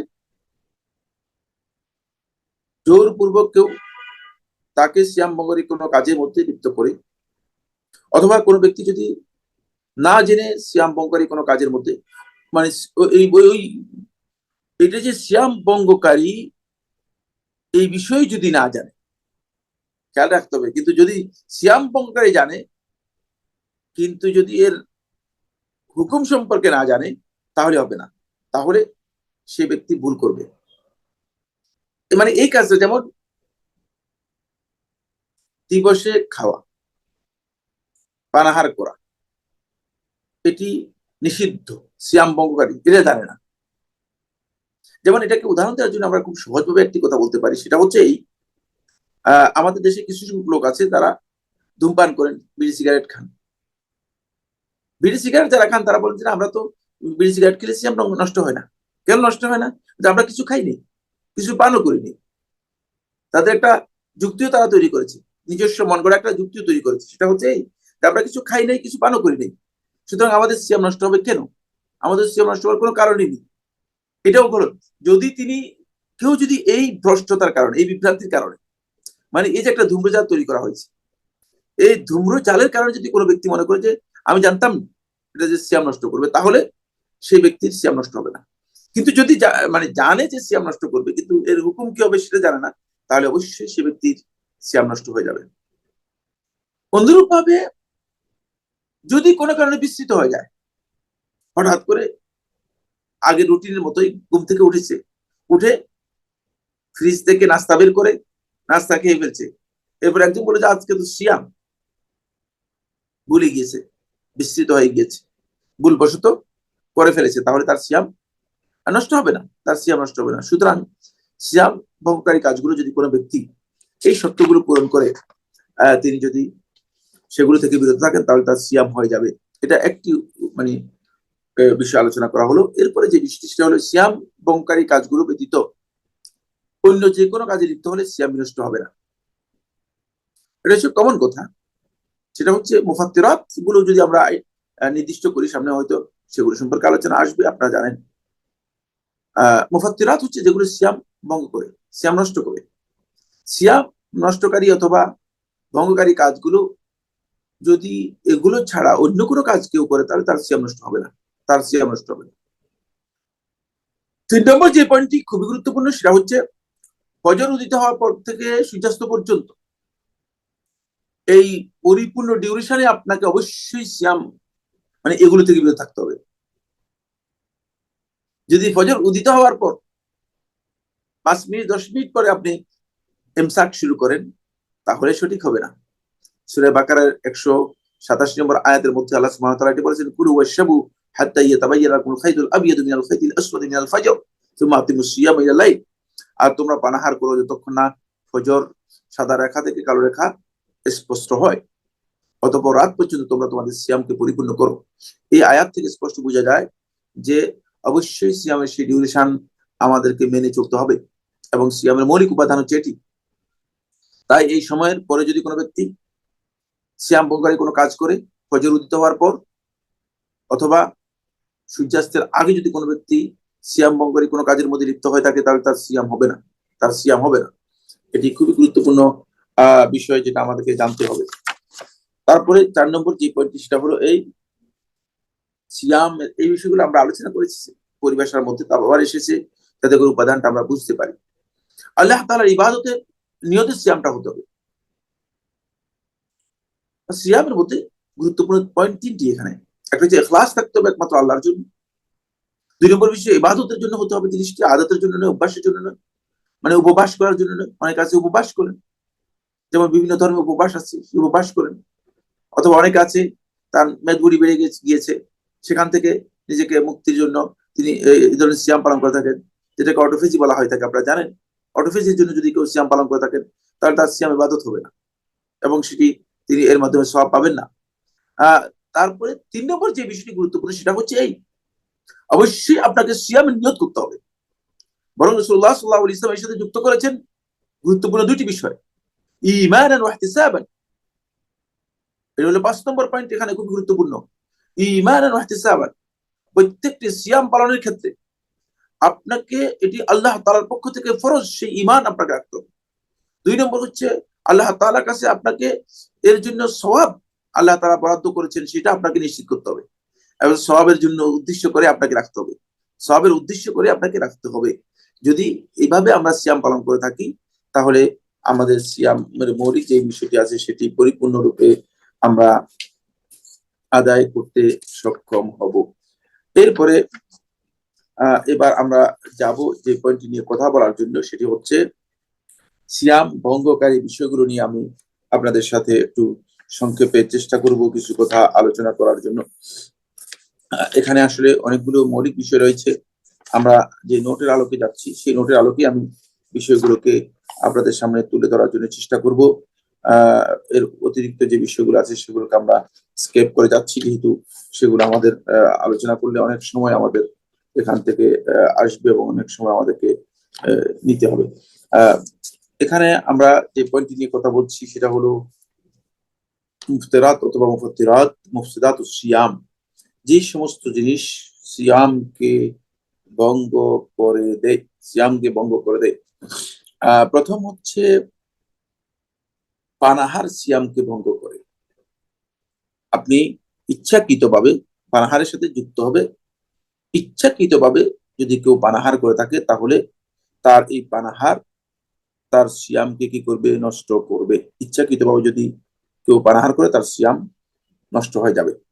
এটা ওই যে আয়াতটি আমরা আলোচনা করেছি, সূরা বাকারার 187 নম্বর আয়াত, ওই আয়াতেই সুস্পষ্ট দলিল আল্লাহ সুবহানাহু ওয়া তাআলা বলেছেন। যেহেতু আল্লাহ তাআলা ওখানে বলেছেন তুম্মা আতিম্মুস সিয়ামা ইলাল লাইল, তোমরা রাত্র পর্যন্ত সিয়ামকে পরিপূর্ণ করো। সুতরাং কোনোভাবেই ফজর উদিত হওয়ার পর থেকে রাত্র পর্যন্ত, গুরুবুশ শামস অর্থাৎ সূর্যাস্ত পর্যন্ত, কোনো ব্যক্তি যদি ইচ্ছাকৃতভাবে কোনো কিছু খায় অথবা পান করে, তাহলে তার সিয়াম নষ্ট হয়ে যাবে। পান করার মধ্যে ধূমপান অন্তর্ভুক্ত বিল ইজমা। এই যুগের সমস্ত আলেমদের ঐক্যমতে সাব্যস্ত হয়েছে ধূমপান করা এটি পানের অন্তর্ভুক্ত। সুতরাং কোন শয়তান এসে যাতে করে আমাদেরকে এই বক্তব্য না দেয় যে যিনি ধূমপান করেছেন তিনি তো কিছুই পান করেন নাই, অথবা তিনি তো কিছুই খান নাই, কারণ এর মাধ্যমে একটা বিভ্রান্তি তৈরি করার জন্য সুযোগ অনেকে খুঁজে থাকেন। এটা মোটেও শুদ্ধ নয়, এই বিষয়টি আমাদের চোখের সামনে রাখতে হবে। কিন্তু যে ব্যক্তি ভুলক্রমে অর্থাৎ বিস্তৃত হয়, ভুল আর বিস্তৃতির মধ্যে পার্থক্য রয়েছে, যদিও আমরা এখানে একটা আলোচনা করব না। যে ব্যক্তি বিস্তৃত হয়, স্মৃতি থেকে হারিয়ে গেছে, ভুলে গিয়েছে, পরিপূর্ণরূপে ভুলে গিয়েছে, পানাহার করে ফেললো, তার সিয়াম সই হয়ে যাবে, শুদ্ধ হয়ে যাবে। তাকে যখনই স্মরণ পড়বে, তখনই সাথে সাথেই তাকে আবার ইমসাক করতে হবে, সাথে সাথেই তাকে ইমসাক করতে হবে, অর্থাৎ তাকে ওই মুফাত্তিরাত থেকে, সিয়াম ভঙ্গকারীর কাছ থেকে তাকে আবার কি করতে হবে? বিরত হয়ে যেতে হবে। যদি বিরত হয় তাহলে তার সিয়ামটা শুদ্ধ হয়ে যাবে। কিন্তু যদি স্মরণে আসার পরও পান করে, স্মরণে আসার পরেও খায়, তাহলে তার সিয়াম নষ্ট হয়ে যাবে। যেহেতু সে স্মরণে আসার পরে কি করেছে? সে কাজ ঠিক করেছে, তার সিয়াম নষ্ট হয়ে যাবে। এখানে রাসূলুল্লাহ সাল্লাল্লাহু আলাইহি ওয়াসাল্লাম ইরশাদ করেন, সহিহ বুখারী হাদিস নম্বর 1933 আর সহিহ মুসলিম হাদিস নম্বর 1155, রাসূলুল্লাহ সাল্লাল্লাহু আলাইহি ওয়াসাল্লাম ইরশাদ করেন যে মান নাসিয়া ওয়া হুয়া সাইম, যে ব্যক্তি বিস্মৃত হয়ে গেল ওয়া হুয়া সাইম, এই অবস্থায় যে সে সিয়াম পালনকারী, ফাআকালা আও শারাব, সে খেলো অথবা পান করলো, ফালিউতিম্মা সাওমাহু, সে যেন তার সিয়ামটা পরিপূর্ণ করে। ফাইন্নামা আত'আমাহু আল্লাহু ওয়া সাকাহু, তাকে আল্লাহ রাব্বুল আলামিন পান করিয়েছেন এবং আল্লাহ তাআলা খাইয়েছেন।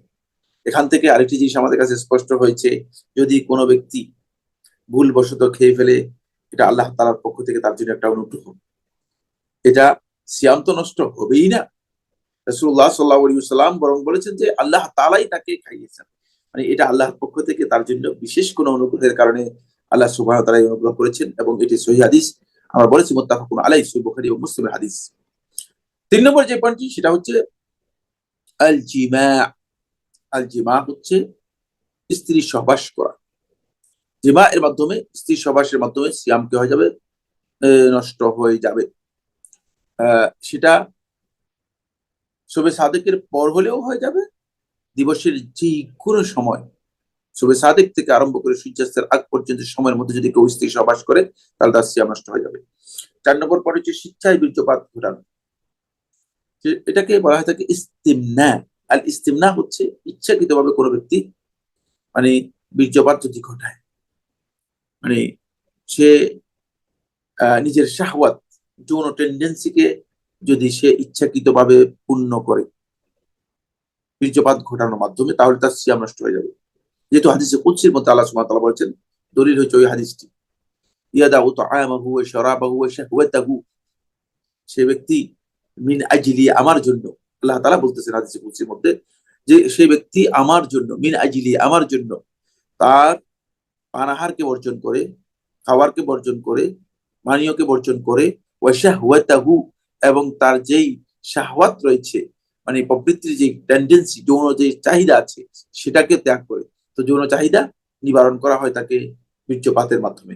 এই কারণেই জুমহুর আহলে হাদিস এবং সমস্ত ফকিহগণ বলেছেন যে এখানে মূলত ইস্তেমনাকে বলা হয়েছে।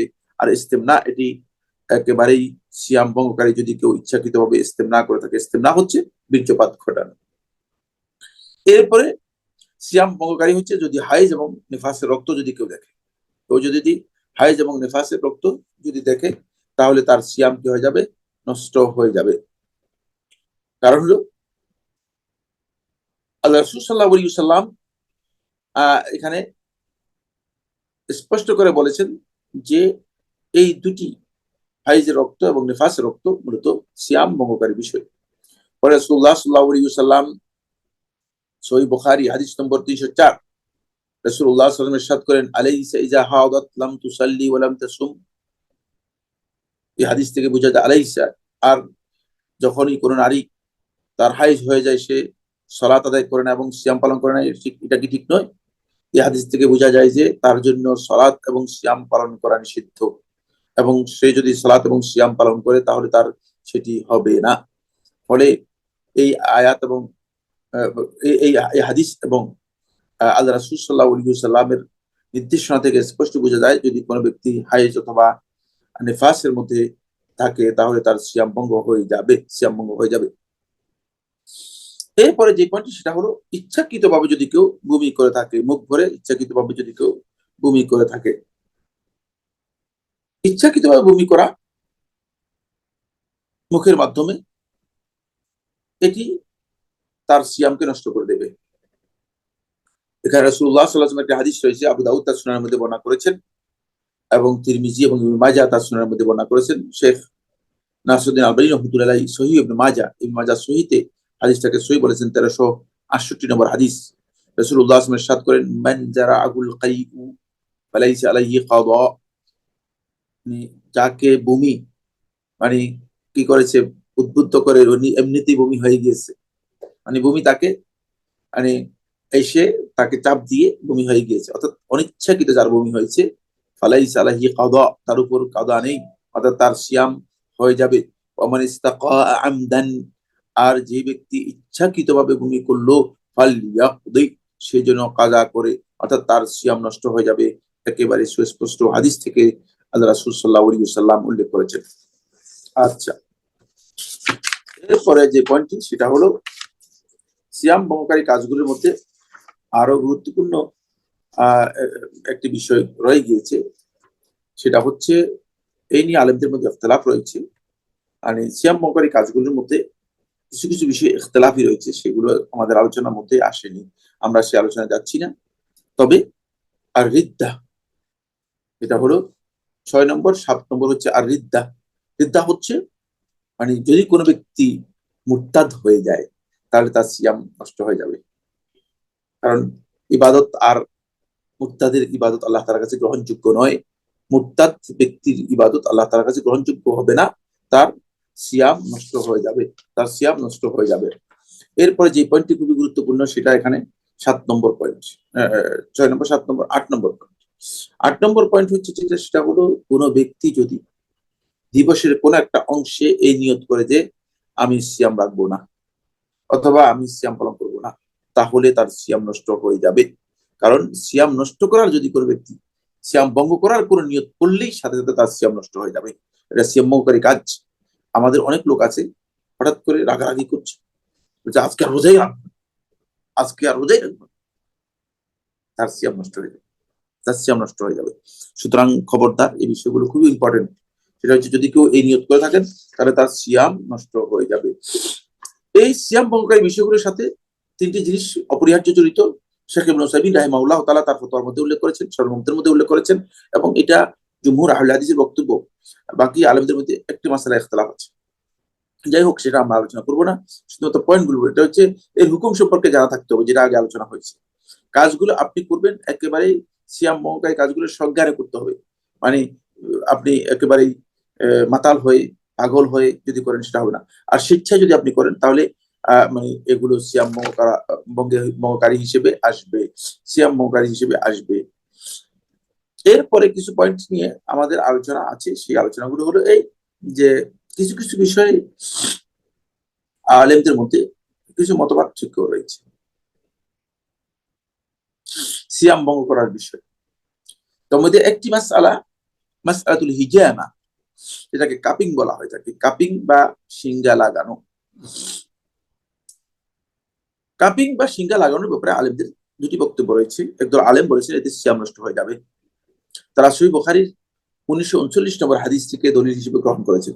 সহিহ বুখারী হাদিস নম্বর 1939, যে হাদিসের মধ্যে রাসূলুল্লাহ সাল্লাল্লাহু আলাইহি ওয়াসাল্লাম বলেছেন যে ইহতাজামান নবী সাল্লাল্লাহু আলাইহি ওয়াসাল্লাম, না, যে হাদিসের মধ্যে রাসূলুল্লাহ সহিহ বুখারী হাদিস নম্বর হচ্ছে না, সুনান আবু দাউদের হাদিস, সুনান আবু দাউদের, হ্যাঁ, সুনান আবু দাউদ ইবনে খুজাইমা বর্ণনা করেছেন, নাসরুদ্দিন আলবানী রহমাতুল্লাহ হাদিস থেকে সনদের দিক থেকে সহিহ বলেছেন। সহিহ ইবনে খুজাইমা 3য় খণ্ডের 336 নম্বর হাদিস। রাসূলুল্লাহ সাল্লাল্লাহু আলাইহি ওয়াসাল্লাম বলেছেন আফতারাল হাজিম ওয়াল মাহজুম, সিঙ্গা দানকারী মানে সিঙ্গা যে লাগিয়েছে এবং যে সিঙ্গা গ্রহণ করেছে, দুইজনই দুইজনই সিয়াম নষ্ট হয়ে গেল, সিয়াম ভেঙে গেল। এই হাদিসকে সামনে রেখে একদল আলেম বলেছেন যে সিঙ্গা দিলে, কাপিং দিলে তাহলে তারা সিয়াম নষ্ট হয়ে যাবে। আর আলেমদের মধ্যে কেউ কেউ আব্দুল্লাহ ইবনে আব্বাস এর মধ্যে একটি হাদিস সহিহ বুখারীর মধ্যে এসেছে, যে হাদিসটি 1939 নম্বর হাদিস, যেটা মানে আমাদের এই নোটের মধ্যে এসেছে। সেটা হলো ইহতাজামান নবী সাল্লাল্লাহু আলাইহি ওয়াসাল্লাম ওয়া হুয়া সাইম, রাসূলুল্লাহ সাল্লাল্লাহু আলাইহি ওয়াসাল্লাম সিঙ্গা লাগিয়েছেন এই অবস্থায় যে রাসূলুল্লাহ সাল্লাল্লাহু আলাইহি ওয়াসাল্লাম সিয়ামরত। বাকি এই বিষয় নিয়ে অনেক দীর্ঘ একটি আলোচ্য বিষয় আলোচনা রয়েছে। মোদ্দা কথা আমি বলে দিচ্ছি, খোলাসা বক্তব্য হচ্ছে হিজামার মাধ্যমে সিয়াম নষ্ট হবে না, সিয়াম নষ্ট হবে না, এটাই বিশুদ্ধ বক্তব্য। হিজামা হচ্ছে কাপিং, কাপিং এর মাধ্যমে সিয়াম নষ্ট হবে না, এটাই বিশুদ্ধ বক্তব্য। যদিও আলেমদের মধ্যে এই মাসলার মধ্যে ইখতিলাফ রয়েছে, ইখতিলাফ থাকবেই, ইখতিলাফ কিয়ামত পর্যন্ত থাকা অপরিহার্য। যেহেতু এখানে দুটি দলিল পাওয়া গিয়েছে ভিন্নমুখী, দুটি দলিল। একটার মধ্যে রাসূল সাল্লাল্লাহু আলাইহি ওয়াসাল্লাম বলেছেন যে হাজিম মাহজুব, যে সিঙ্গা লাগিয়েছে আর যে সিঙ্গা দিয়েছে, দুইজনেরই সিয়াম নষ্ট হয়ে গেছে। আর একটি হাদিসের মধ্যে এসেছে রাসূলুল্লাহ সাল্লাল্লাহু আলাইহি ওয়াসাল্লাম সিয়ামরত অবস্থায় সিঙ্গা লাগিয়েছে। সুতরাং এই কারণেই এখানে ইখতিলাফ থাকবে অবশ্যই দুটি বিষয়ে, মানে অনেক বক্তব্য রয়েছে। বিশুদ্ধ বক্তব্য হচ্ছে সিয়াম নষ্ট হবে না। এরপরে এই মাসআলার উপর নির্ভর করে আলেমদের অনেকগুলো বক্তব্য রয়েছে বা অনেকগুলো কথা রয়েছে। তার মধ্যে একটি কথা হচ্ছে এই, যদি কোনো ব্যক্তি মেডিকেল টেস্টের জন্য, ল্যাব টেস্টের জন্য যদি কোনো ব্যক্তি তার রক্ত দেয়, তাহলে তার সিয়াম নষ্ট হবে না। এটাই জুমহুর আহলুল ইলমের বক্তব্য। শেখ আব্দুল আজিজ বিন বাজ রাহমাতুল্লাহ আলাইহি, শেখ ইবনে উসাইমিন রাহমাতুল্লাহ আলাইহি দুজনই এই মতটাকে অগ্রাধিকার দিয়েছেন। আর এটি বিশুদ্ধ বক্তব্য। যেমনি ভাবে কোনো ব্যক্তি যদি কাউকে রক্ত দেয়, কোনো ব্যক্তি যদি কাউকে রক্ত দিয়ে থাকে, তাহলে তার সিয়াম নষ্ট হবে না। তার সিয়াম নষ্ট হবে না। কেন তার সিয়াম নষ্ট হবে না? কারণ হচ্ছে তিনি কোনো কিছু গ্রহণ করেন না শরীরের মধ্যে, এই কারণে তার সিয়াম নষ্ট হবে না। যারা বলেছেন যে কাপিং এর মাধ্যমে সিয়াম নষ্ট হয়ে যাবে, তারা বলেছেন যে এতেও সিয়াম নষ্ট হবে, কিন্তু এই বক্তব্য শুদ্ধ নয়। কিন্তু কাপিং এর মাসালাটি মূলত অন্য বিষয়ের সাথে জড়িত, রক্তদানের সাথে জড়িত নয়। তাই বিশুদ্ধ বক্তব্য হচ্ছে, কেউ যদি রক্ত দেন, কোনো ইমার্জেন্সিতে কাউকে তিনি যদি রক্ত দেন, তার সিয়াম নষ্ট হবে না। জি। এরপরে আলোচনার মধ্যে আসবে যে পয়েন্টটি, সেটা হলো যদি কেউ কিডনি ডায়ালিসিস করেন, এটা একটা জটিল বিষয়। কিডনির অসুস্থতার কারণে ডায়ালিসিস যদি কোনো ব্যক্তি করে থাকেন, তাহলে তার সিয়াম নষ্ট হবে কি হবে না, এ নিয়ে আলেমদের মধ্যে মত পার্থক্য আছে। শেখ আব্দুল আজিজ বিন বাজ রাহিমাহুল্লাহ তাআলা এবং অধিকাংশ আলেমের মত হচ্ছে যে এতে সিয়াম নষ্ট হতে পারে। যদিও শেখ রাহিমাহুল্লাহ তাআলা দুটি বক্তব্য রয়েছে, একটি ফতোয়ার মধ্যে বলেছেন, আর একটি আলাদাভাবে তিনি লাজনা দাইমার মধ্যে বলেছেন। আর শেখ ইবনে উসাইমিন রাহমাতুল্লাহ আলাইহি সহ আরেকদল উলামা কেরাম, আরেকদল উলামা এই কথা বলেছেন যে ডায়ালিসিস কারণে সিয়াম নষ্ট হবে না। যেহেতু মৌলিকভাবে ডায়ালিসিস খাবার অথবা পানীয় অথবা এই দুই অর্থ বহন করে থাকে এমন কোন বিষয় এর সাথে যুক্ত নেই।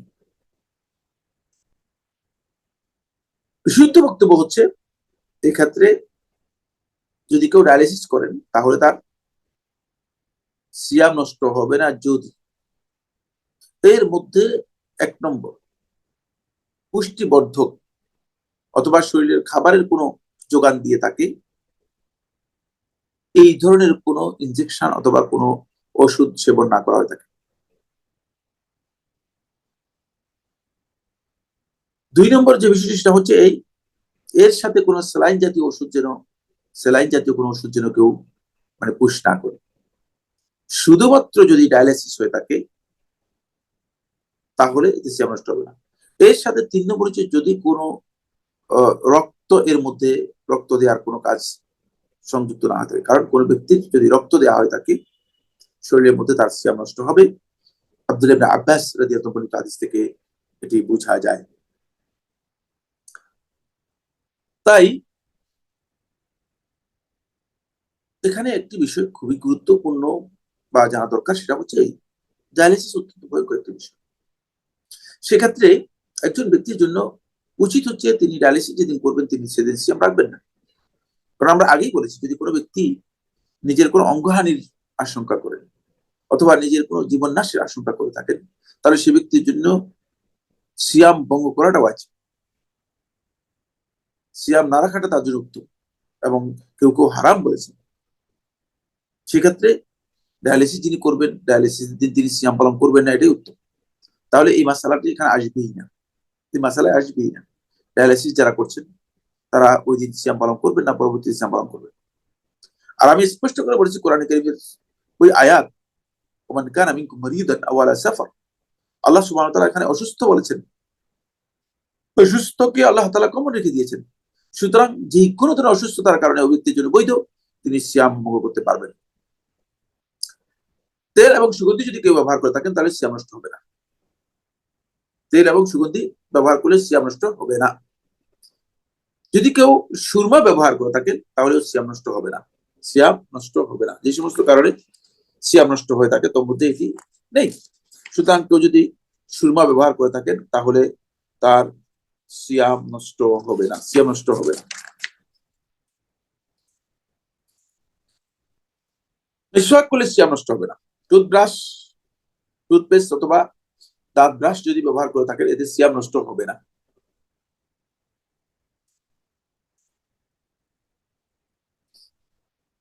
কারণ হচ্ছে রাসূলুল্লাহ সাল্লাল্লাহু আলাইহি ওয়াসাল্লাম মিসওয়াক করেছেন, প্রমাণিত হয়েছে। সুতরাং কেউ যদি মিসওয়াক করেন তিনি করতে পারেন সিয়ামরত অবস্থায়। যেহেতু রাসূলুল্লাহ সাল্লাল্লাহু আলাইহি ওয়াসাল্লাম সিয়ামরত অবস্থায় মিসওয়াক করেছেন এতে তার সিয়াম নষ্ট হবে না। সেক্ষেত্রে তিনি সতর্কতা অবলম্বন করবেন যাতে কোনো কিছু তার ভিতরে প্রবেশ না করে। এই সতর্কতা অবলম্বন করাটা তার জন্য খুবই গুরুত্বপূর্ণ। 5 নম্বর যে পয়েন্টটি সেটা হচ্ছে চোখ, নাক ও কানের ড্রপ ব্যবহার করা। শেখুল ইসলাম ইবনে তাইমিয়া রাহমাতুল্লাহি সহ একদল উলামা কেরাম এবং শেখ ইবনে উসাইমিন রাহমাতুল্লাহি এটাকে সাপোর্ট করেছেন এবং শেখ বিন বাজ রাহমাতুল্লাহি এই বক্তব্য দিয়েছেন, বলেছেন যে এতে সিয়াম নষ্ট হবে না, এতে সিয়াম নষ্ট হবে না। চোখের ড্রপ অথবা নাকের ড্রপ অথবা কানের ড্রপ এর মাত্রা এত কম যে এটা শুধুমাত্র কান চোখের মধ্যেই থাকে, এটা পেট পর্যন্ত বা ভিতরে প্রবেশ করে না। এটা হলো প্রথম কারণ। দ্বিতীয় নম্বর কারণ হচ্ছে কেউ এটাকে পানীয় অথবা খাবার হিসেবে গ্রহণ করে না, এটা শুধুমাত্র ঔষধ।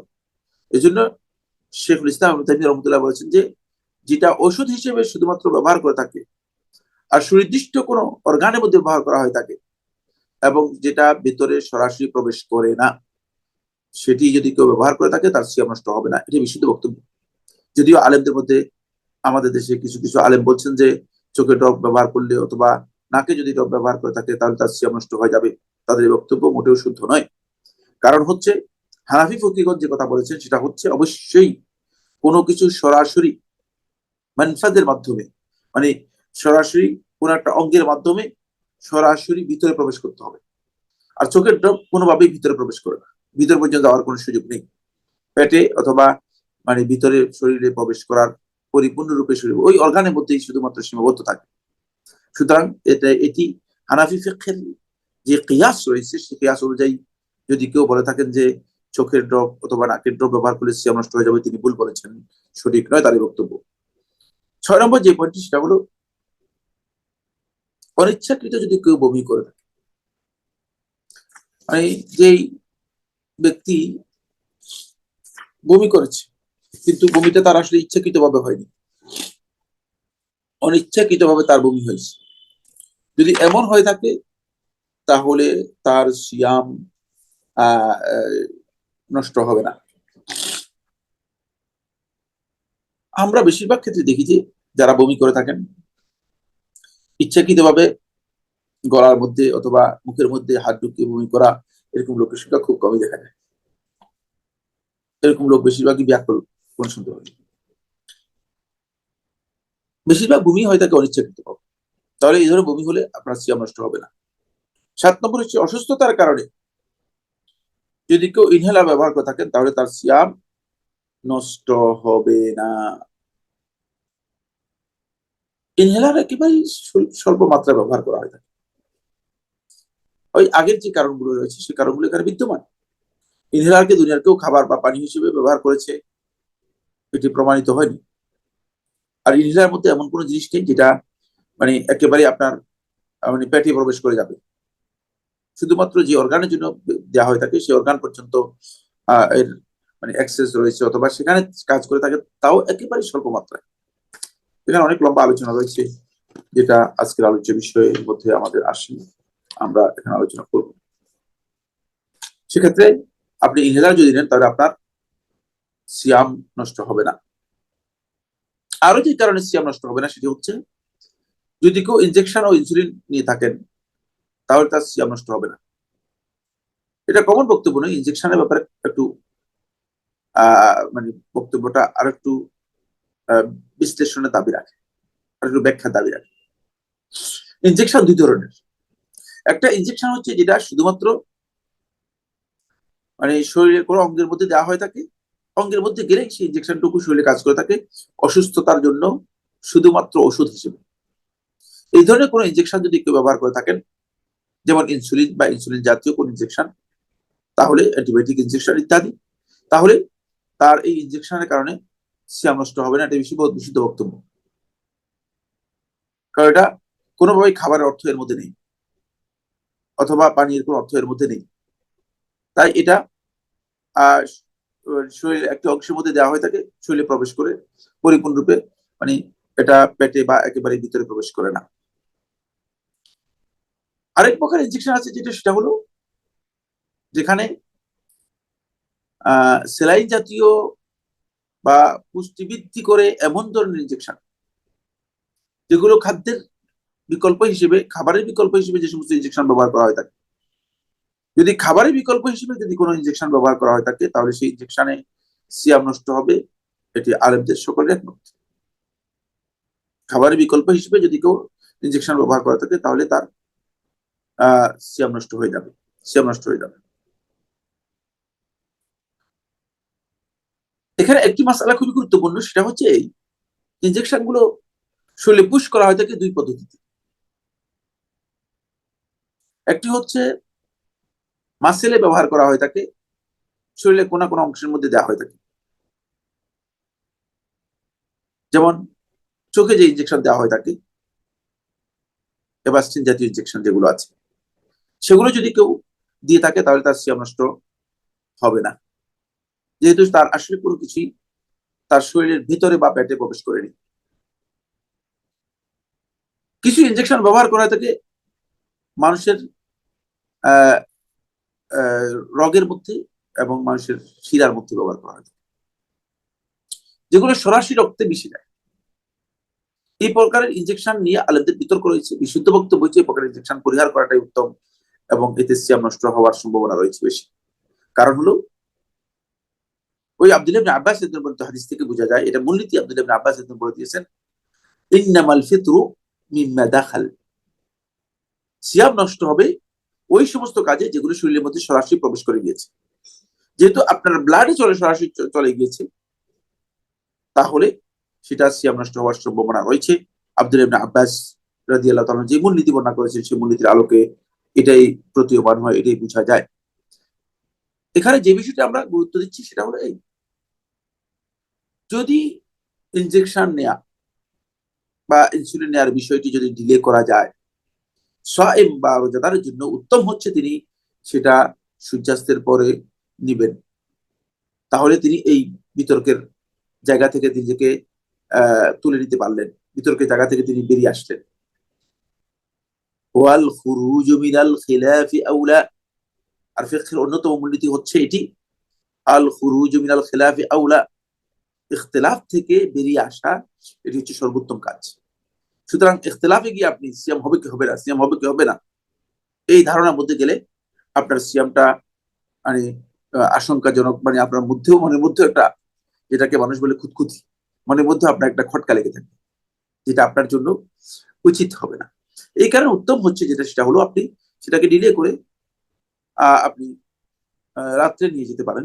রাত্রে নিয়ে গেলে তাহলে আর আপনার এই প্রশ্নের সম্মুখীন হওয়ারই কোনো দরকার নেই। কিন্তু যদি এমন হয় রাত্রে নেওয়ার কোনো সুযোগ নেই, আপনাকে দিবসই নিতে হবে, তাহলে আপনি যদি সেটা গ্রহণ করেন, আর যদি সেটা পুষ্টির কারণ না হয়ে থাকে, অথবা খাবারের বিকল্প হিসেবে ব্যবহৃত না হয়ে থাকে, তাহলে সিয়াম নষ্ট হবে না, এটাই বিশুদ্ধ বক্তব্য। অসুস্থতার কারণে যদি কেউ ঔষধ হিসাবে ডুস ব্যবহার করে থাকেন, তাহলে তার সিয়াম নষ্ট হবে না।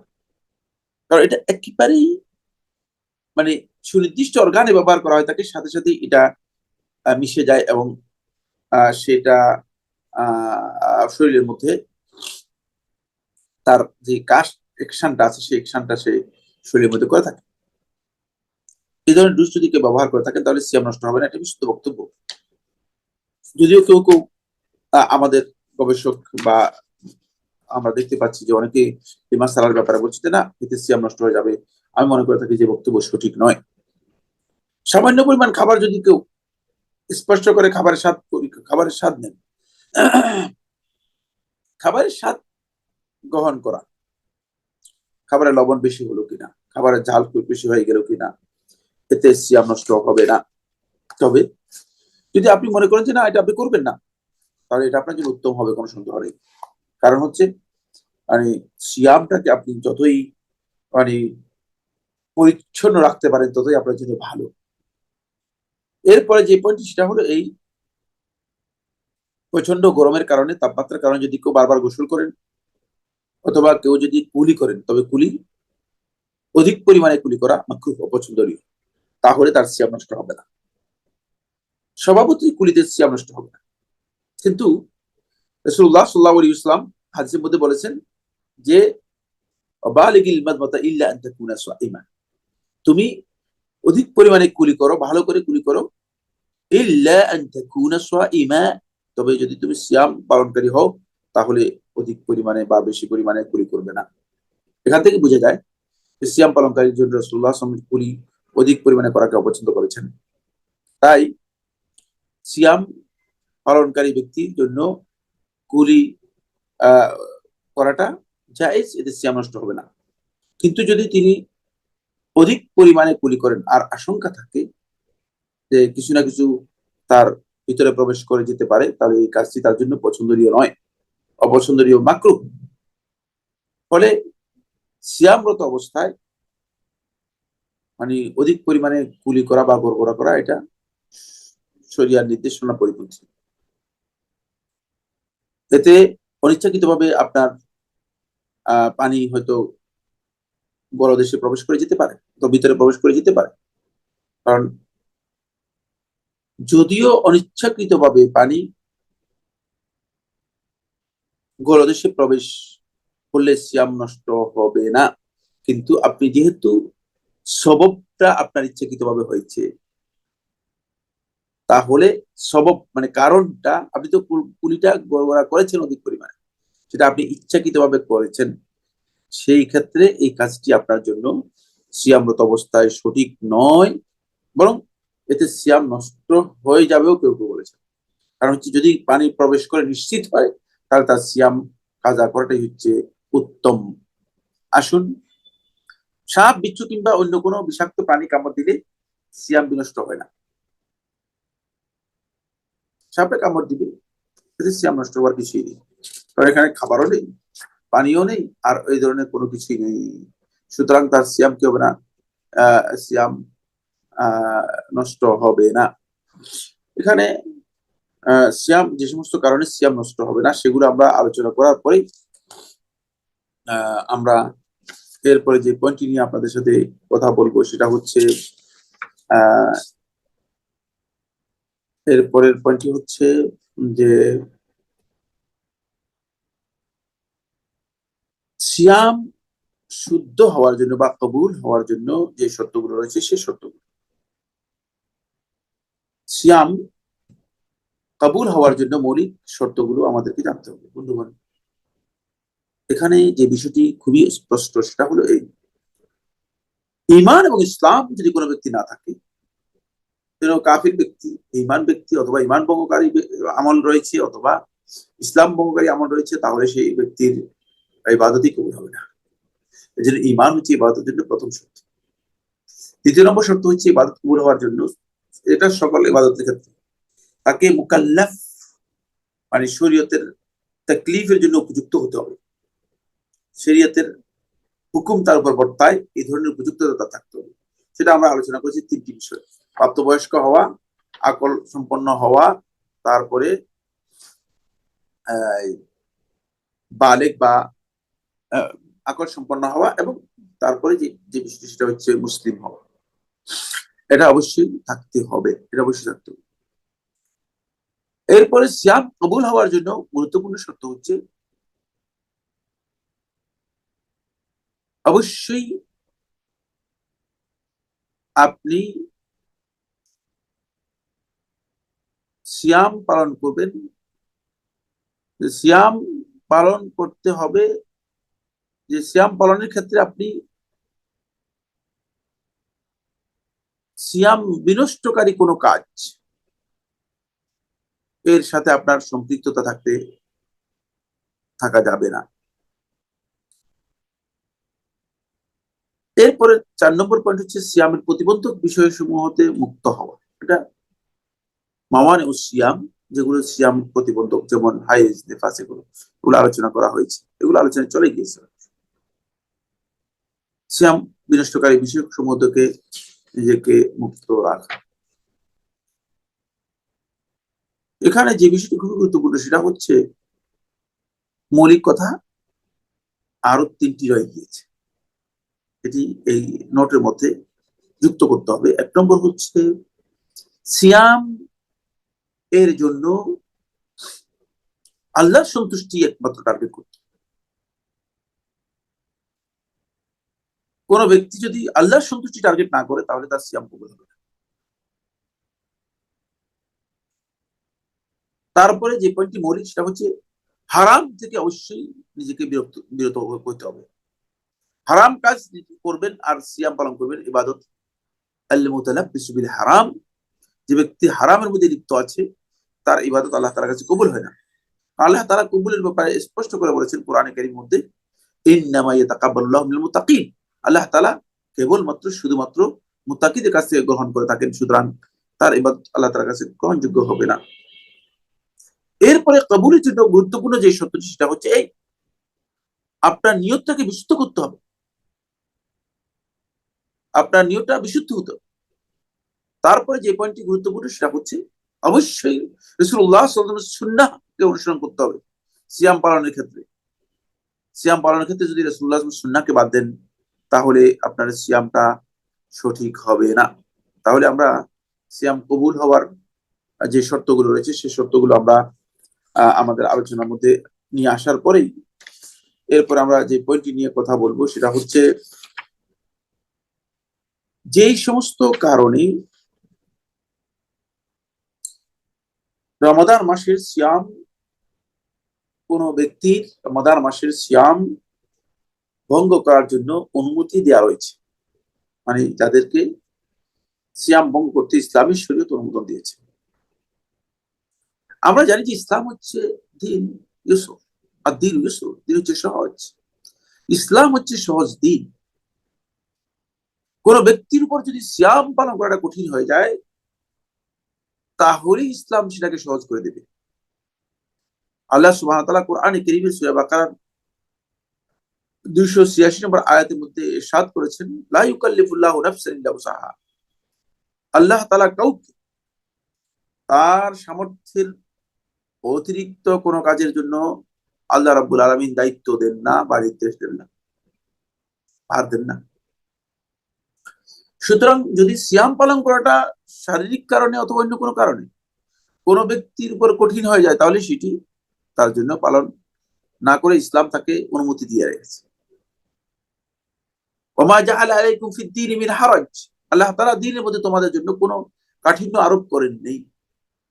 সুতরাং কোন ব্যক্তির উপর কঠিন হয়ে যাবে এমন কোন কাজকে ইসলাম তাকে পালন করতে বাধ্য করবে না।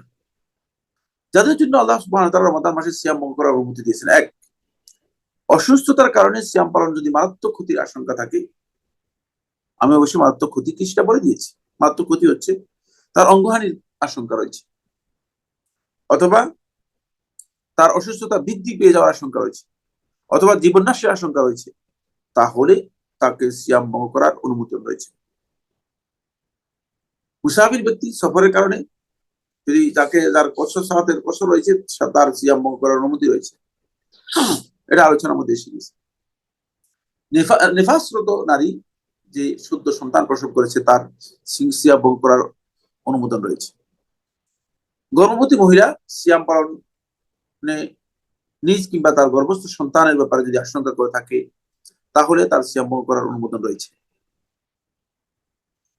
তারপরে দুগ্ধদানকারী মহিলা যদি তিনি দুগ্ধপোষ্য শিশুর দুধ পাবে না অথবা জীবনের জন্য ক্ষতির আশঙ্কা মনে করে থাকেন তাহলে তার সিয়াম ভঙ্গ করার অধিকার রয়েছে এবং তিনি সিয়াম ভঙ্গ করতে পারবেন। বার্ধক্যের কারণে কোনো ব্যক্তি যদি অক্ষম হয়ে যান অথবা এমন সুস্থতার কোনো সম্ভাবনা নেই, সেই ব্যক্তির জন্য সিয়াম ভঙ্গ করার কি রয়েছে, অনুমোদন রয়েছে। তারপরে যে মানে অত্যন্ত ক্ষুধা অথবা পিপাসা, এমন যে জীবন নাশ অথবা অঙ্গহানির আশঙ্কা দেখা দিয়েছে, অথবা এখানে একটা যুক্ত করতে পারি, সেটা খুবই ইম্পর্টেন্ট, সেটা হলো যেমন ডায়াবেটিস রোগে আক্রান্ত, হাইফো হয়ে গিয়েছে, তার জন্য সিয়াম ভঙ্গ করার বৈধতা রয়েছে। এ ধরনের হতেই পারে।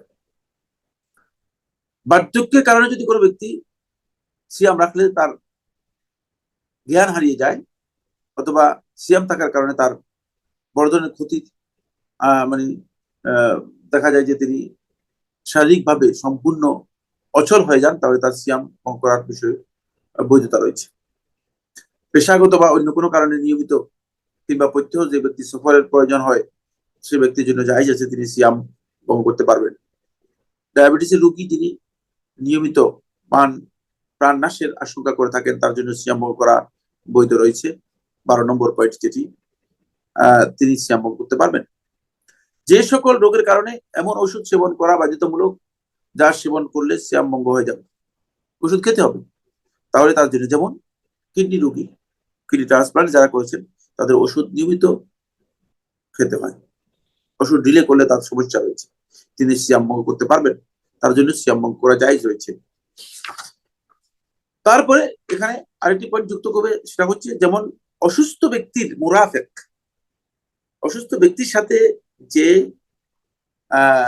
তার সহযোগিতার জন্য, নার্সিং এর জন্য, অথবা তার মানে অ্যাটেন্ডেন্স হিসেবে আছে, যদি সে সিয়াম পালন করতে না পারে, তাহলে তার জন্য বৈধ রয়েছে, তিনি সিয়াম ভঙ্গ করতে পারবেন। তার অ্যাটেন্ডেন্স যদি এমন হয় যে তিনি অ্যাটেন্ডেন্ট যিনি আছেন, তিনি যদি সিয়াম পালন করে থাকেন, তাহলে অসুস্থ ব্যক্তির সেবা করতে পারবেন না, তার সেবা করা সম্ভব হবে না, তাহলে এই অবস্থায় তার সিয়াম ভঙ্গ করা তার জন্য জায়েজ রয়েছে।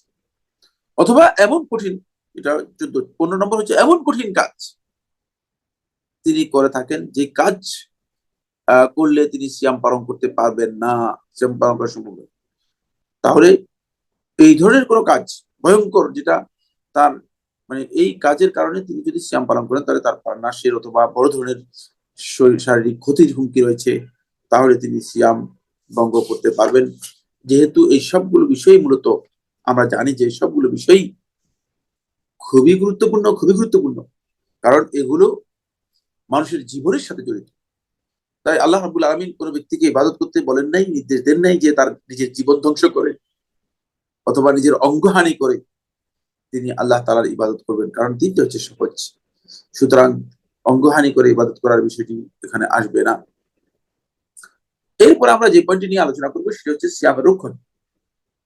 সিয়ামের রক্ষণ হচ্ছে সিয়ামের প্রথমে আপনাকে নিয়ত করতে হবে। রমাদান মাসের সিয়ামের নিয়ত অবশ্যই আপনাকে শবে সাদেকের আগেই আপনাকে রাত্রের মধ্যেই করতে হবে, এটাই সহি বক্তব্য। আবু দাউদের যে হাদিসটি এখানে উল্লেখ করা হয়েছে, 2454 নম্বর হাদিস, রাসূলুল্লাহ সাল্লাল্লাহু আলাইহি ওয়াসাল্লাম ইরশাদ করেন, মান লাম ইউজমা আস-সিয়ামা ক্বাবলা আল-ফজর ফালা সিয়ামা লাহু, যে ব্যক্তি ফজরের আগে তার সিয়ামের নিয়ত করেনি, তার সিয়াম হয়নি বা তার সিয়াম নেই। এখান থেকে স্পষ্ট বোঝা যায় যে অবশ্যই ফজরের আগে সিয়ামের নিয়ত করতে হবে। প্রসঙ্গত এখানে সময় আমাদের হাতে মনে হয় নেই, তারপরে বলছি, প্রত্যেকটি সিয়ামের জন্য অবশ্যই আলাদা আলাদা নিয়ত করতে হবে, এটাই বিশুদ্ধ বক্তব্য। আলাদা আলাদা প্রত্যেকটি সিয়ামের জন্য নিয়ত করতে হবে। তবে তবেটা হচ্ছে এই, সিয়ামের অর্থ এই নয় যে এখানে আপনি মানে নাওয়াইতু আন আসমা গাদান এই ধরনের কোন নিয়ত করবেন। নিয়ত করা হচ্ছে অন্তরে আপনি সিয়াম পালনের যে ইচ্ছা পোষণ করবেন, সেটাই হচ্ছে নিয়ত করা। আমরা যখন নিয়তের কথা বলি, তখন আমাদের লোকেরা, যেহেতু নিয়তের একটা ফরম্যাট আমাদের দেশে আমাদের মানুষদের কাছে প্রচলিত আছে, ফলে ওই লোকেরা ওই মানে ওই ফরম্যাটটাকেই সবচেয়ে বেশি অগ্রাধিকার দিয়ে ফরম্যাট অনুযায়ী তারা মনে করে থাকেন যে মানে সিয়াম পালন করবেন এবং নিয়ত করবেন। বলছে ভাই আমি নিয়ত তো ভুলে গিয়েছি। না, নিয়ত ভুলে যাওয়ার কিছু নেই, আপনি ইচ্ছা করলেই সেটা হচ্ছে নিয়ত। 2 নম্বর যে পয়েন্টটি, সেটা হলো শুভে সাদেক থেকে সূর্যাস্ত পর্যন্ত এই পুরো টাইমই আপনি পরিপূর্ণরূপে পানাহার থেকে বিরত থাকা, এটা হচ্ছে রক্ষণ, গুরুত্বপূর্ণ রক্ষণ। যেমনি ভাবে গুরুত্বপূর্ণ রক্ষণ হচ্ছে শুভে সাদেক থেকে আরম্ভ করে আপনাকে সূর্যাস্ত পর্যন্ত সিয়ামের নিয়তের উপর থাকতে হবে, এটি রকম। যদি এর মধ্যে সিয়ামের নিয়ত ভঙ্গ করে ফেলেন তাহলে আপনার সিয়াম নষ্ট হয়ে যাবে, আপনার সিয়াম নষ্ট হয়ে যাবে। তাই শবে সাদেক থেকে সূর্যাস্ত পর্যন্ত এই সময়টা আপনাকে পরিপূর্ণ সিয়াম পালন করতে হবে। এবার আমরা কয়েকটি বিষয় আপনাদের দৃষ্টি আকর্ষণ করবো, সেটা হচ্ছে সিয়ামের জন্য খুবই গুরুত্বপূর্ণ কতগুলো বিষয় রয়েছে যেগুলোকে আলেমরা অত্যন্ত গুরুত্ব দিয়েছেন। মানে এই কাজগুলো সিয়াম হয়তো নষ্ট হয়ে যাবে অথবা সিয়াম এর ফজিলত থেকে আপনি বঞ্চিত হয়ে যাবেন। এক নম্বর কাজ হচ্ছে গীবত করা। যদি কোনো ব্যক্তি গীবত করে থাকে তাহলে তার সিয়ামের ফজিলত থেকে তিনি বঞ্চিত হয়ে যাবেন। সুতরাং সিয়ামের মধ্যে গীবত করাটা অত্যন্ত ভয়ঙ্কর বিষয়। আর বেশিরভাগ লোককেই দেখা যায় তারা সিয়ামের মধ্যে গীবত করতেছেন। বরং ইমাম আবু মুহাম্মদ ইবনে হাজম আন্দালুসি রাহমাতুল্লাহ আলাইহি বলেছেন যে সিয়ামই নষ্ট হয়ে যাবে, সিয়াম হবেই না। গীবতের বন্ধু হচ্ছে বা ছোট ভাই হচ্ছে সকলখুরি। বেশিরভাগ লোককে দেখা যায় যে তারা সকলখুরি করছেন। সকলখুরিটা এমন একটি কাজ, একজনের কথা আরেকজনের কাছে লাগানো, দুটাই সঠিক কথা, উদ্দেশ্য হচ্ছে দুইজনের মধ্যে একটা ফাসাদ তৈরি করা। এটা আমরা অনেকেই একেবারে আন্তরিকতার সাথে ইখলাসের সাথে করে থাকি, কিন্তু এটি ভয়ঙ্কর ইবাদত। বরং রাসূলুল্লাহ সাল্লাল্লাহু আলাইহি ওয়াসাল্লাম বলেছেন যাদেরকে যারা জান্নাতে প্রবেশ করবে না তাদের মধ্যে একজন হচ্ছে নাম্মাম, সকলখোর। শুধু তাই নয়, বরং কবরের মধ্যে যাদের শাস্তি হবে তাদের মধ্যে একজন হচ্ছে সকলখোর ব্যক্তি। 3 নম্বর পয়েন্ট হচ্ছে তার মিথ্যা কথা এবং মিথ্যা কাজ থেকে নিজেকে পরিপূর্ণরূপে বিরত রাখা। এতে আপনার সিয়াম নষ্ট হয়ে যেতে পারে, সিয়ামের ফজিলত থেকে আপনি মাহরুম হয়ে যাবেন। বরং সহিহ বুখারী হাদিস 1903 নম্বর এই হাদিসটি যদি আমরা দেখি, এই হাদিস থেকে আপনি স্পষ্ট বুঝতে পারতেছেন রাসূলুল্লাহ সাল্লাল্লাহু আলাইহি ওয়াসাল্লাম কি ইরশাদ করেছেন। রাসূলুল্লাহ সাল্লাল্লাহু আলাইহি ওয়াসাল্লাম বলেন, মান লাম ইয়াদা কাওলা জুরি ওয়াল আমালা বিহি ওয়াল জাহল। এই শব্দটি সহিহ বুখারী riwayat-এর মধ্যে ওয়াল জাহল ফালাইসা লিল্লাহি হাজাতুন ফি আন ইয়াদা তাআমাহু ওয়া শারাবাহু।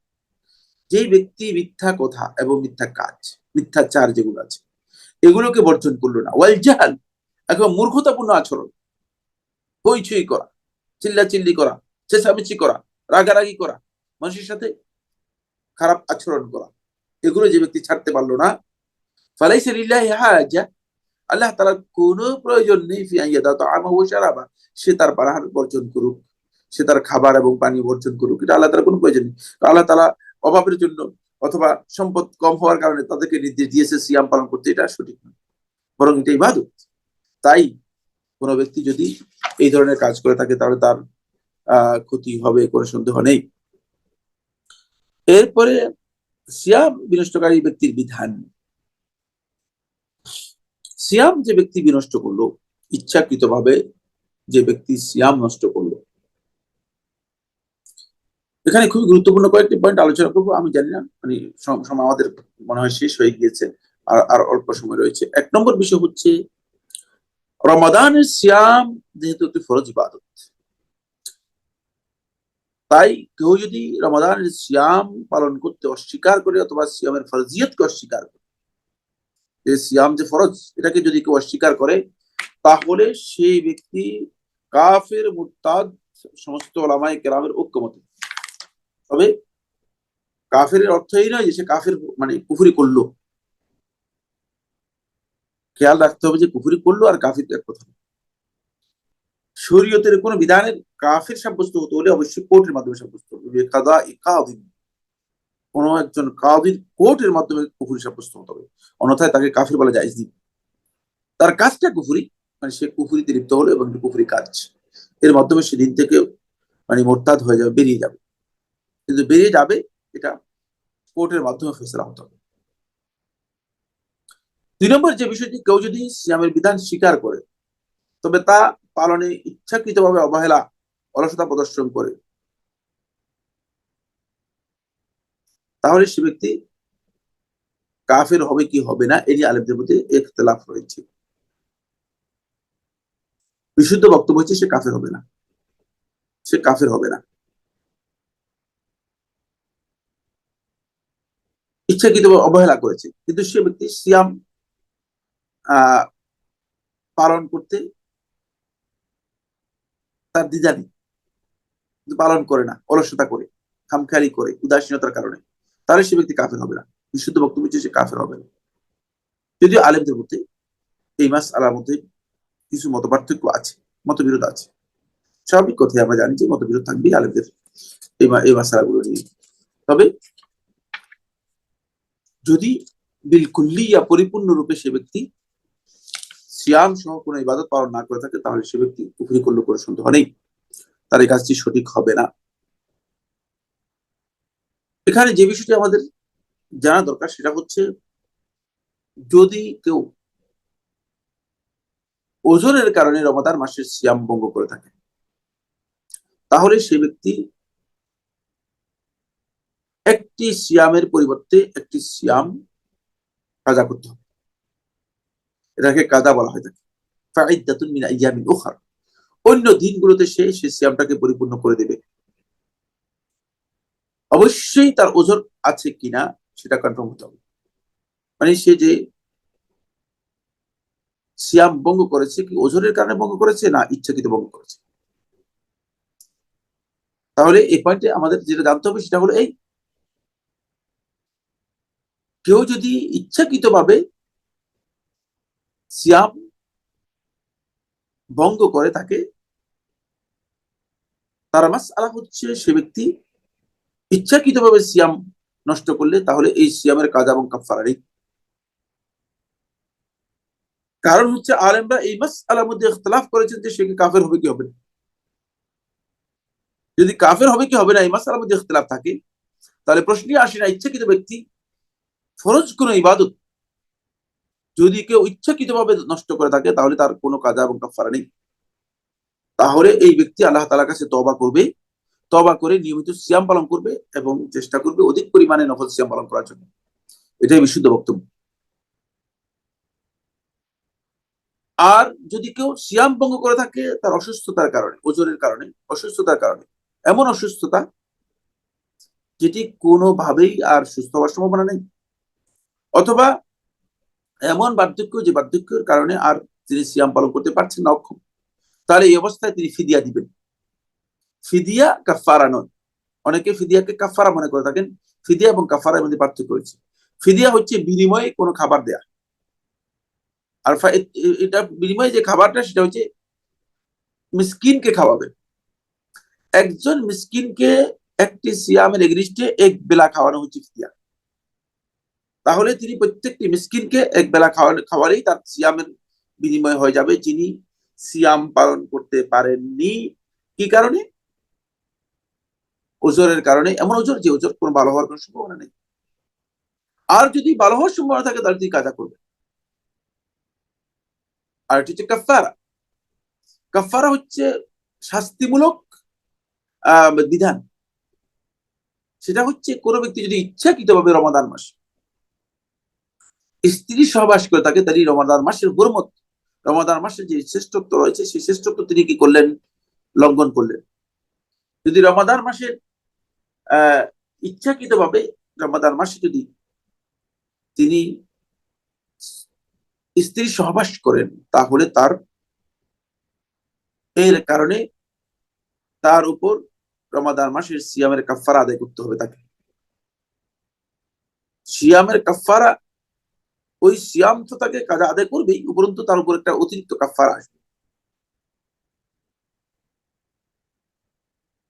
কাফারা হচ্ছে সিয়ামের তিনি একটি সিয়ামের এগেনিস্টে কাদারে 60টি সিয়াম পালন করবেন, অথবা একটি সিয়ামের এগেনিস্টে তিনি 60 জন মিসকিনকে খাবার দিবেন, অথবা একটি গোলাম আজাদ করবেন।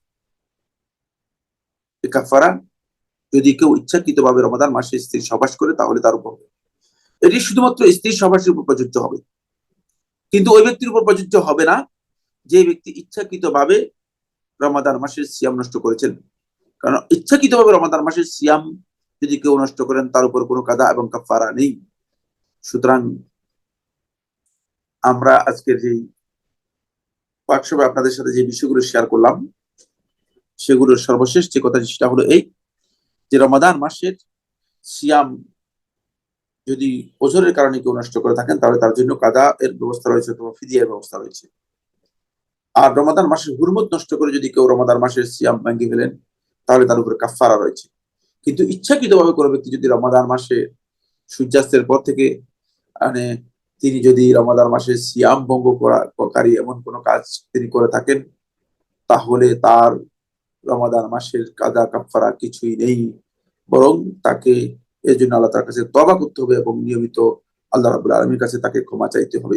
আল্লাহ সুবহানাহু ওয়া তাআলা আমাদের সবাইকে বিষয়গুলো আমরা যেগুলো আলোচনা করেছি সেগুলো যাতে আমরা উপলব্ধি করতে পারি, যদিও অনেক বিস্তারিত নয়, কিন্তু এক নজরে আমরা বলতে পারি যে সিয়ামের মৌলিক যে মাসালাগুলো আছে সেগুলো আমরা আপনাদের সামনে তুলে ধরার জন্য চেষ্টা করেছি এবং আমরা আশা করি যে হয়তো আপনারা সেই বিষয়গুলো এক নজরে আপনাদের দৃষ্টিতে আপনারা দেখতে পেরেছেন এবং আশা করি আমরা সিয়ামের এই মাসালাগুলো যেন নিজেদের জীবনের জন্য আমরা কাজে লাগাতে পারি, সেগুলো থেকে উপকৃত হতে পারি এবং এগুলো অনুযায়ী আমরা যেন আমাদের ভাই বন্ধু যারা আছে তাদেরকে অ্যাডভাইস দিতে পারি। আল্লাহ তাআলা তৌফিক দান করুন।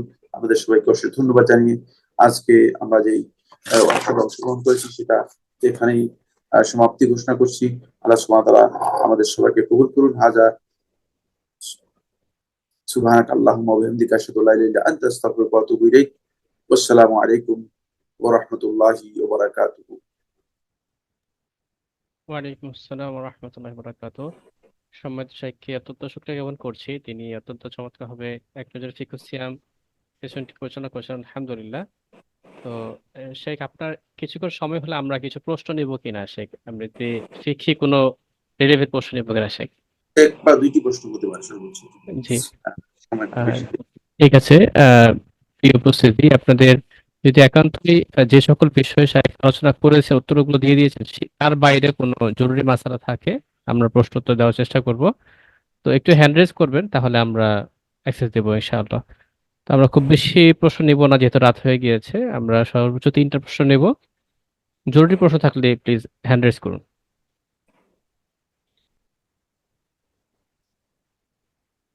আমার অনুরোধ, একান্তই যে সকল বিষয় শাইখ বলেছেন সেগুলোর বাইরে একেবারে সিয়াম সংক্রান্ত ফিকহ বিষয়ে প্রশ্ন করবেন, অন্য কোনো প্রশ্ন আমরা যাব না।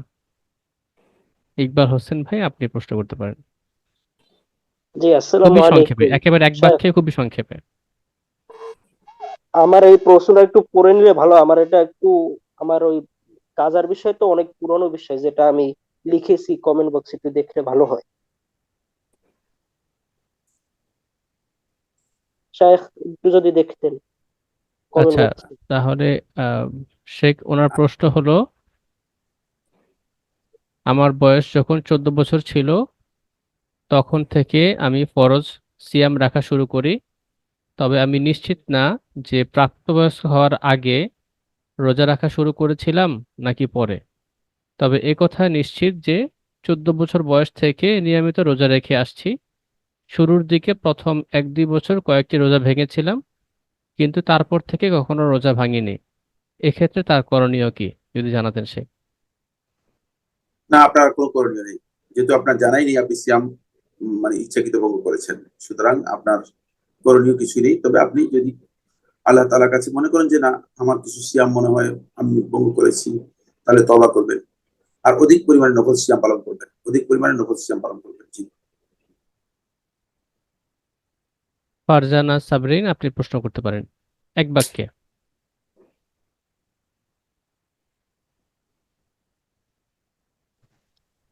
আসসালামু আলাইকুম শায়েখ। শায়েখ, প্রশ্ন হচ্ছে আমার যে সাহাবায়ে কেরামগণ কিয়ামুল লাইল করেছেন হাতে কোরআন দেখে দেখে, এটা জানতে পেরেছি। তো আমরা কি সেটা পারবো? যদি পড়তে পারি তাহলে কোন হাতে কোরআন রেখে দেখে মানে পড়বো বা খতম করব? আসসালাম, জাযাকাল্লাহু খায়রান। ওয়ালাইকুম আসসালাম ওয়া রাহমাতুল্লাহি ওয়া বারাকাতুহু। আপনি প্রশ্ন করেছেন যে সাহাবায়ে কেরামগণ কোরআন হাতে রেখে দেখে দেখে মানে কোরআন খতম করেছেন, আমরা জানতে পেরেছি না ভুল জেনেছেন? শুদ্ধ নয়, জানাই শুদ্ধ নয়। সুতরাং কোরআনে কারীম তেলাওয়াত করবে মুখস্থ। যদি কেউ কোরআনে কারীমের আয়াত মুখস্থ থাকে কম, তাহলে তিনি রিপিট করবেন। শুধুমাত্র একটি রিওয়ায়াত পাওয়া গিয়েছে আয়েশা রাদিয়াল্লাহু তাআলার গোলামকে, আয়েশা রাদিয়াল্লাহু আনহা তিনি অনুমোদন দিয়েছেন কোরআনে কারীম থেকে তেলাওয়াত করার জন্য অতিরিক্ত রাতের নামাজ। সুতরাং এটি একটি বিচ্ছিন্ন মাসআলা।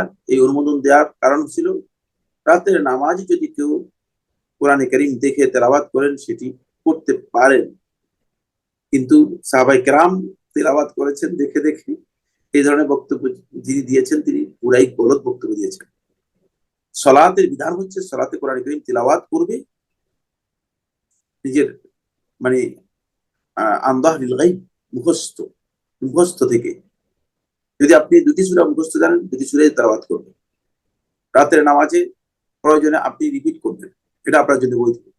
কিন্তু কোরআনে কারীম দেখে দেখে তেলাওয়াত করাটা সেটি শুধুমাত্র বৈধতা পাবে ওই ক্ষেত্রে যে ব্যক্তির পক্ষে কোনো কারণে সম্ভব হচ্ছে না, কোরআনে কারীমের হিফজ হয়তো নেই অথবা একেবারেই সামান্য, তার জন্য সেটি অনুমোদিত হতে পারে, তাও খুবই একটা ন্যারো সামান্য জায়গায়।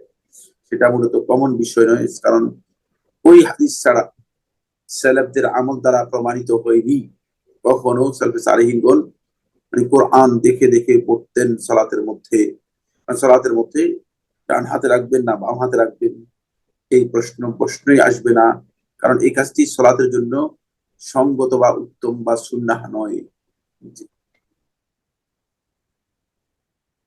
জি, এরপর আঞ্জুমান, আপনি প্রশ্ন করতে পারেন একেবারে এক বাক্যে সংক্ষেপে ইনশাআল্লাহ। আসসালামু আলাইকুম ওয়া রাহমাতুল্লাহি ওয়া বারাকাতুহু। ওস্তাদ ভালো আছেন? জি আলহামদুলিল্লাহ। জি ওস্তাদ, আমি মনে মনে জিকির করি, কিন্তু আমি রিসেন্ট জানতে পারি যে মনে মনে জিকির না, এটা উচ্চারণ করে জিকির করতে হবে। তো আমি একটু এটা নিয়ে একটু কনফিউশনের মধ্যে পড়ে গেছি। অনেক সময় হয় কি যে দেখা যাচ্ছে রাতে শুয়ে শুয়ে মনে মনে আমি জিকির করছি, কিংবা অন্য টাইমে ড্রাইভ করার টাইমে, কাজের মধ্যে। এটা যদি আমাকে একটু ক্লিয়ার করতেন ওস্তাদ, জাযাকাল্লাহ খাইরান। ধন্যবাদ আপনাকে, খুবই গুরুত্বপূর্ণ প্রশ্ন করেছেন। না, মনে মনে জিকির নেই। জিকিরের জন্য শর্ত হচ্ছে জিকির লফজ হতে হবে, তালাফুজ উচ্চারণ থাকতে হবে, যেটাকে জিকির লফজি বলা হয় থাকে। হ্যাঁ, জিকির বিল কলব যদি হয় থাকে সেটা জায়েজ। অন্তরের জিকিরটা হচ্ছে আপনি আল্লাহ তাআলাকে সার্বক্ষণিক অন্তরে স্মরণ রাখবেন, সেটা হচ্ছে অন্তরের জিকির। আল্লাহ তাআলা ভালোবাসা সার্বক্ষণিক আপনি অন্তরে পোষণ করবেন, এটা অন্তরের জিকির। কিন্তু মানে মনে মনে করে জিকির বলতে কোনো আলফাজ নেই, যেমন সুবহানাল্লাহ, আলহামদুলিল্লাহ, এগুলো অবশ্যই আপনাকে মানে মুখে উচ্চারণ করতে হবে। মুখে উচ্চারণের জন্য দুটি জিনিস শর্ত, একটা হচ্ছে আপনার ঠোঁট এবং আপনার জিহ্বা, এই দুইটা ব্যবহৃত হবে। যদি ব্যবহৃত না হয় সেটা পরিপূর্ণ জিকির হিসেবে বিবেচিত হবে না। যেখানে ফরজ জিকির রয়েছে সেই জিকির গুলো আদায়ই হবে না। যেমন যেখানে আপনাকে বলা হচ্ছে সুবহান রাব্বিয়াল আ'লা, যেখানে সুবহান রাব্বিয়াল আযীম, এগুলো ওয়াজিব যে সমস্ত বিষয় আছে, অথবা সূরা ফাতিহা পড়ার বিষয় রয়েছে, অথবা যে সমস্ত আজকার যে জায়গায় করতে নির্দেশ দেওয়া হয়েছে সেগুলো যদি আপনি উচ্চারণ না করেন তাহলে আদায় হবে না।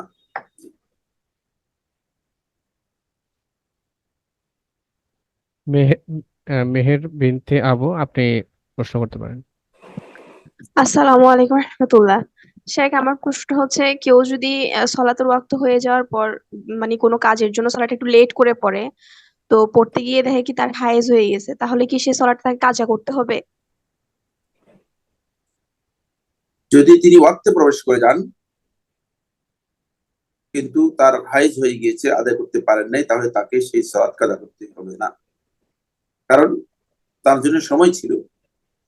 যেহেতু ওয়াক্তটা মুয়াসসা, এটাকে আল ওয়াজিবুল মুয়াসসা বলা হয় তাকে, মানে যে ওয়াজিবটা তার লং টাইম মানে মধ্যে ছিল, সেই লং টাইমে তার আদায় করার স্কোপ হারিয়ে গিয়েছে, সুযোগ হারিয়ে গিয়েছে, তাহলে তিনি পরবর্তীতে সেটি কাজা করবেন না। কারণ হলো তার সুযোগ ছিল, তিনি ডিলে করেছেন, কিন্তু মানে চলে এসেছে, প্রতিবন্ধক চলে এসেছে।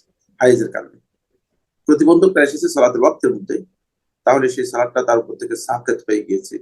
যেহেতু মানে ইজা হাজাতিল মারআতু লাম তুসাল্লি ওয়া লাম তাসুম, রাসূলুল্লাহ সাল্লাল্লাহু আলাইহি ওয়াসাল্লাম বলেছেন, যখন নারী হাইজ হয়ে যাবে তখন সে সালাত আদায় করবে না এবং সলাৎ আর সিয়াম পালন করবে না।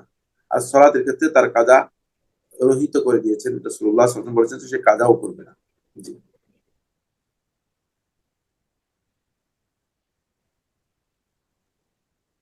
জি, এরপর গোলু আছেন, আপনি প্রশ্ন করতে পারেন। আসসালামু আলাইকুম শেখ। আমার প্রশ্ন ছিল যে আগের বছরের রোজার 5-6টা যদি রয়ে যায় আর এই বছর রোজা অলমোস্ট চলে আসছে, সেটার জন্য কি ফিদিয়া বা কাফারা দেওয়া লাগবে, নাকি এটা রোজা শেষ হওয়ার পর ফিল আপ করে ফেললেই হবে? আগের বছর আর আগের অনেক কয়েক বছরেরটা। আসসালামু আলাইকুম। ধন্যবাদ। মানে গত বছর বা আগের বছরগুলোতে তিনি সিয়াম পালন মানে কোনো ভঙ্গ করেছেন ওজরের কারণে, কিন্তু পালন করেন নাই। কিন্তু এবছর সিয়াম এসে গিয়েছে, সেগুলো আদায় করেন নাই, তিনি গুনাহগার হবেন। তিনি সিয়াম ভঙ্গকারীর যে গুনাহ রয়েছে সে গুনায় গুনাহগার হবেন। যেহেতু তিনি শাবানের শেষ তারিখ পর্যন্ত কাজা করা তার জন্য বিধান ছিল। উম্মুল মুমিনিন আয়েশা রাদিয়াল্লাহু আনহা বর্ণিত হাদিস থেকে এটাই বোঝা যায়। তাই ডিলে ইচ্ছাকৃতভাবে ডিলে করে থাকলে, একটা হচ্ছে ওজোর আছে, ওজোরের কারণে ডিলে করেছেন, তার তিনি গুনাহগার হবেন না। কিন্তু ইচ্ছাকৃতভাবে ডিলে করেছেন, লম্বা 1 বছর সময় পেয়ে পরবর্তী রমাদান ঢুকে গিয়েছে, তাহলে তিনি এর জন্য গুনাহগার হবেন। সিয়াম মানে তরককারীর যে গুনাহ সেই গুনাহ হবে। অবশ্যই তাকে সেই সিয়াম ওজোরের কারণে নষ্ট করার কারণে পরবর্তীতে কাজা করতে হবে। কাজা থেকেও বাঁচবে না, কাজা তো করবেনই কিন্তু গুনাহগার হবেন। তাই যারা এই কাজগুলো করছেন তারা আল্লাহর হকটাকে অগ্রাধিকার দিয়ে আদায় করার জন্য চেষ্টা করুন। কিভাবে সম্ভব 5, 6 বা 7টা সিয়াম মানে 11 মাসেই আদায় করা সম্ভব হয়নি, তাহলে তিনি আল্লাহ তাআলার কোন পর্যায়ের বান্দা অথবা কোন পর্যায়ের আল্লাহ তাআলার ইবাদতের মধ্যে আছেন, এই বিষয়টি তিনি নিজেকে ভালোভাবে আত্মসমালোচনা করা দরকার আছে, আমি এটা মনে করি। জি। ইফতেখার আহমেদ, আপনি প্রশ্ন করতে পারেন। খুবই সংক্ষেপে এক বাক্যে প্রশ্ন নেব আমরা। আসসালামু আলাইকুম শেখ। ওয়ালাইকুম আসসালাম ওয়া রাহমাতুল্লাহ। জি বলুন। জি, আমার প্রশ্নটা ছিল ফরজ নামাজ নিয়ে। সুন্নতটা কিভাবে পড়বো ফরজ নামাজের সময়? যেমন ধরেন এটা জোহরের সুন্নত। জি, সিয়ামের মানে নামাজের নামাজের ক্ষেত্রে নেবে। জি ভাই, আমরা যেহেতু বলা যাবে কি? সিয়াম সংক্রান্ত প্রশ্নগুলো নিচ্ছিলাম, জি, আমরা একটু হ্যাঁ, অন্যদিকে প্রাধান্য দিই ইনশাআল্লাহ। আচ্ছা, অবশ্যই, জাযাকাল্লাহ। সিজান আহমেদ ভাই, আপনি প্রশ্ন করতে পারেন।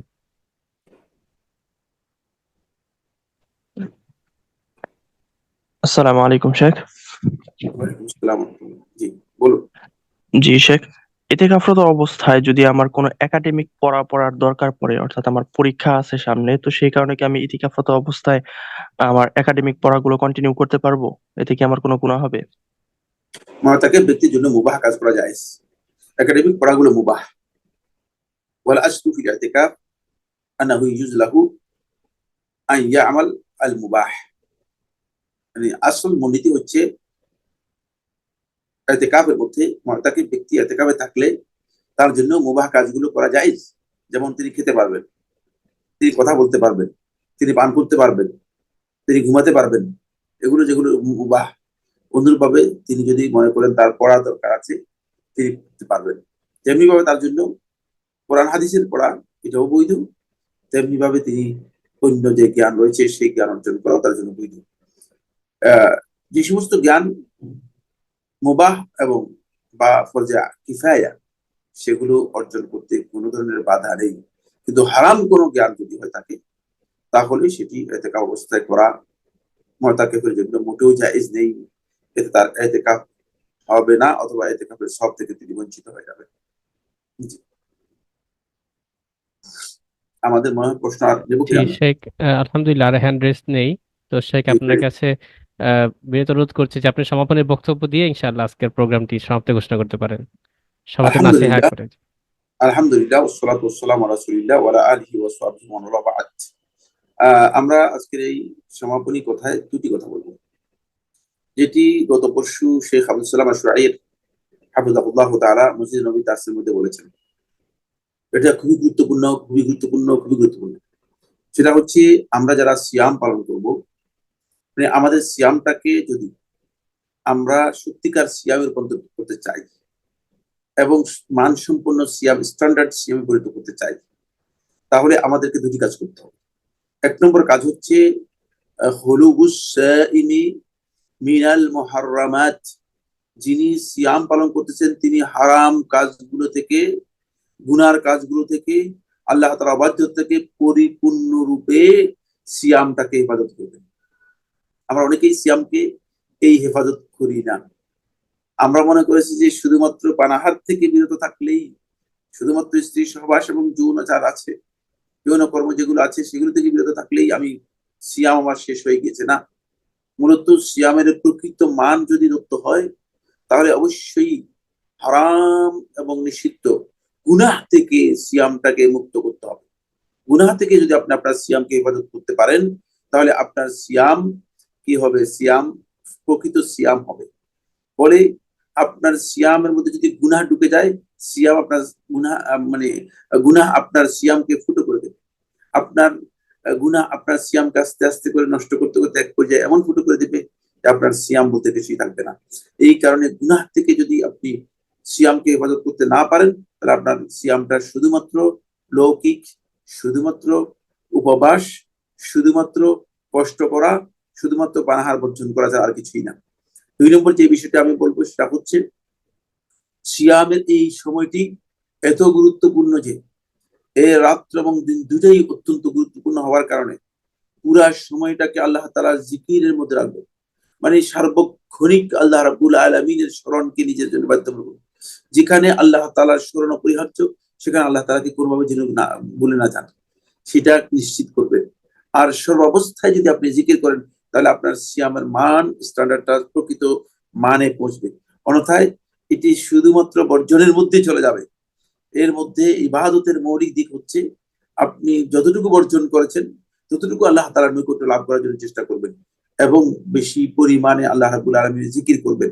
সেখানে জিকির তিন প্রকার হয়। একটা হচ্ছে জিকর বিল আমল, আমলের মাধ্যমে জিকির করা, আর হচ্ছে জিকির বিল লিসান, জিহ্বার মাধ্যমে জিকির করা, আর হচ্ছে জিকির বিল কলব, অন্তরের মাধ্যমে জিকির করা। অন্তরের মাধ্যমে জিকির হচ্ছে যেই জায়গায় আল্লাহ তাআলার কথা স্মরণ করা দরকার সেখানে আল্লাহ তাআলার কথা স্মরণ করবেন, যেখানে নিষিদ্ধ কাজ আছে সেখানে থেমে যাবেন, আল্লাহ রাব্বুল আলামিনকে স্মরণ করে সরে যাবেন। তাহলে আপনি প্রকৃত সিয়াম পালন করতে পারলেন, এটা আপনাকে মূলত তাকওয়ার দাবি পূরণ করতে সহযোগিতা করবে। হাযা সুবহানাকা আল্লাহুম্মা ওয়া বিহামদিকা আশহাদু আল্লা ইলাহা ইল্লা আনতা আস্তাগফিরুকা ওয়া আতুবু ইলাইক। ওয়াসসালামু আলাইকুম ওয়া রাহমাতুল্লাহি ওয়া বারাকাতুহু।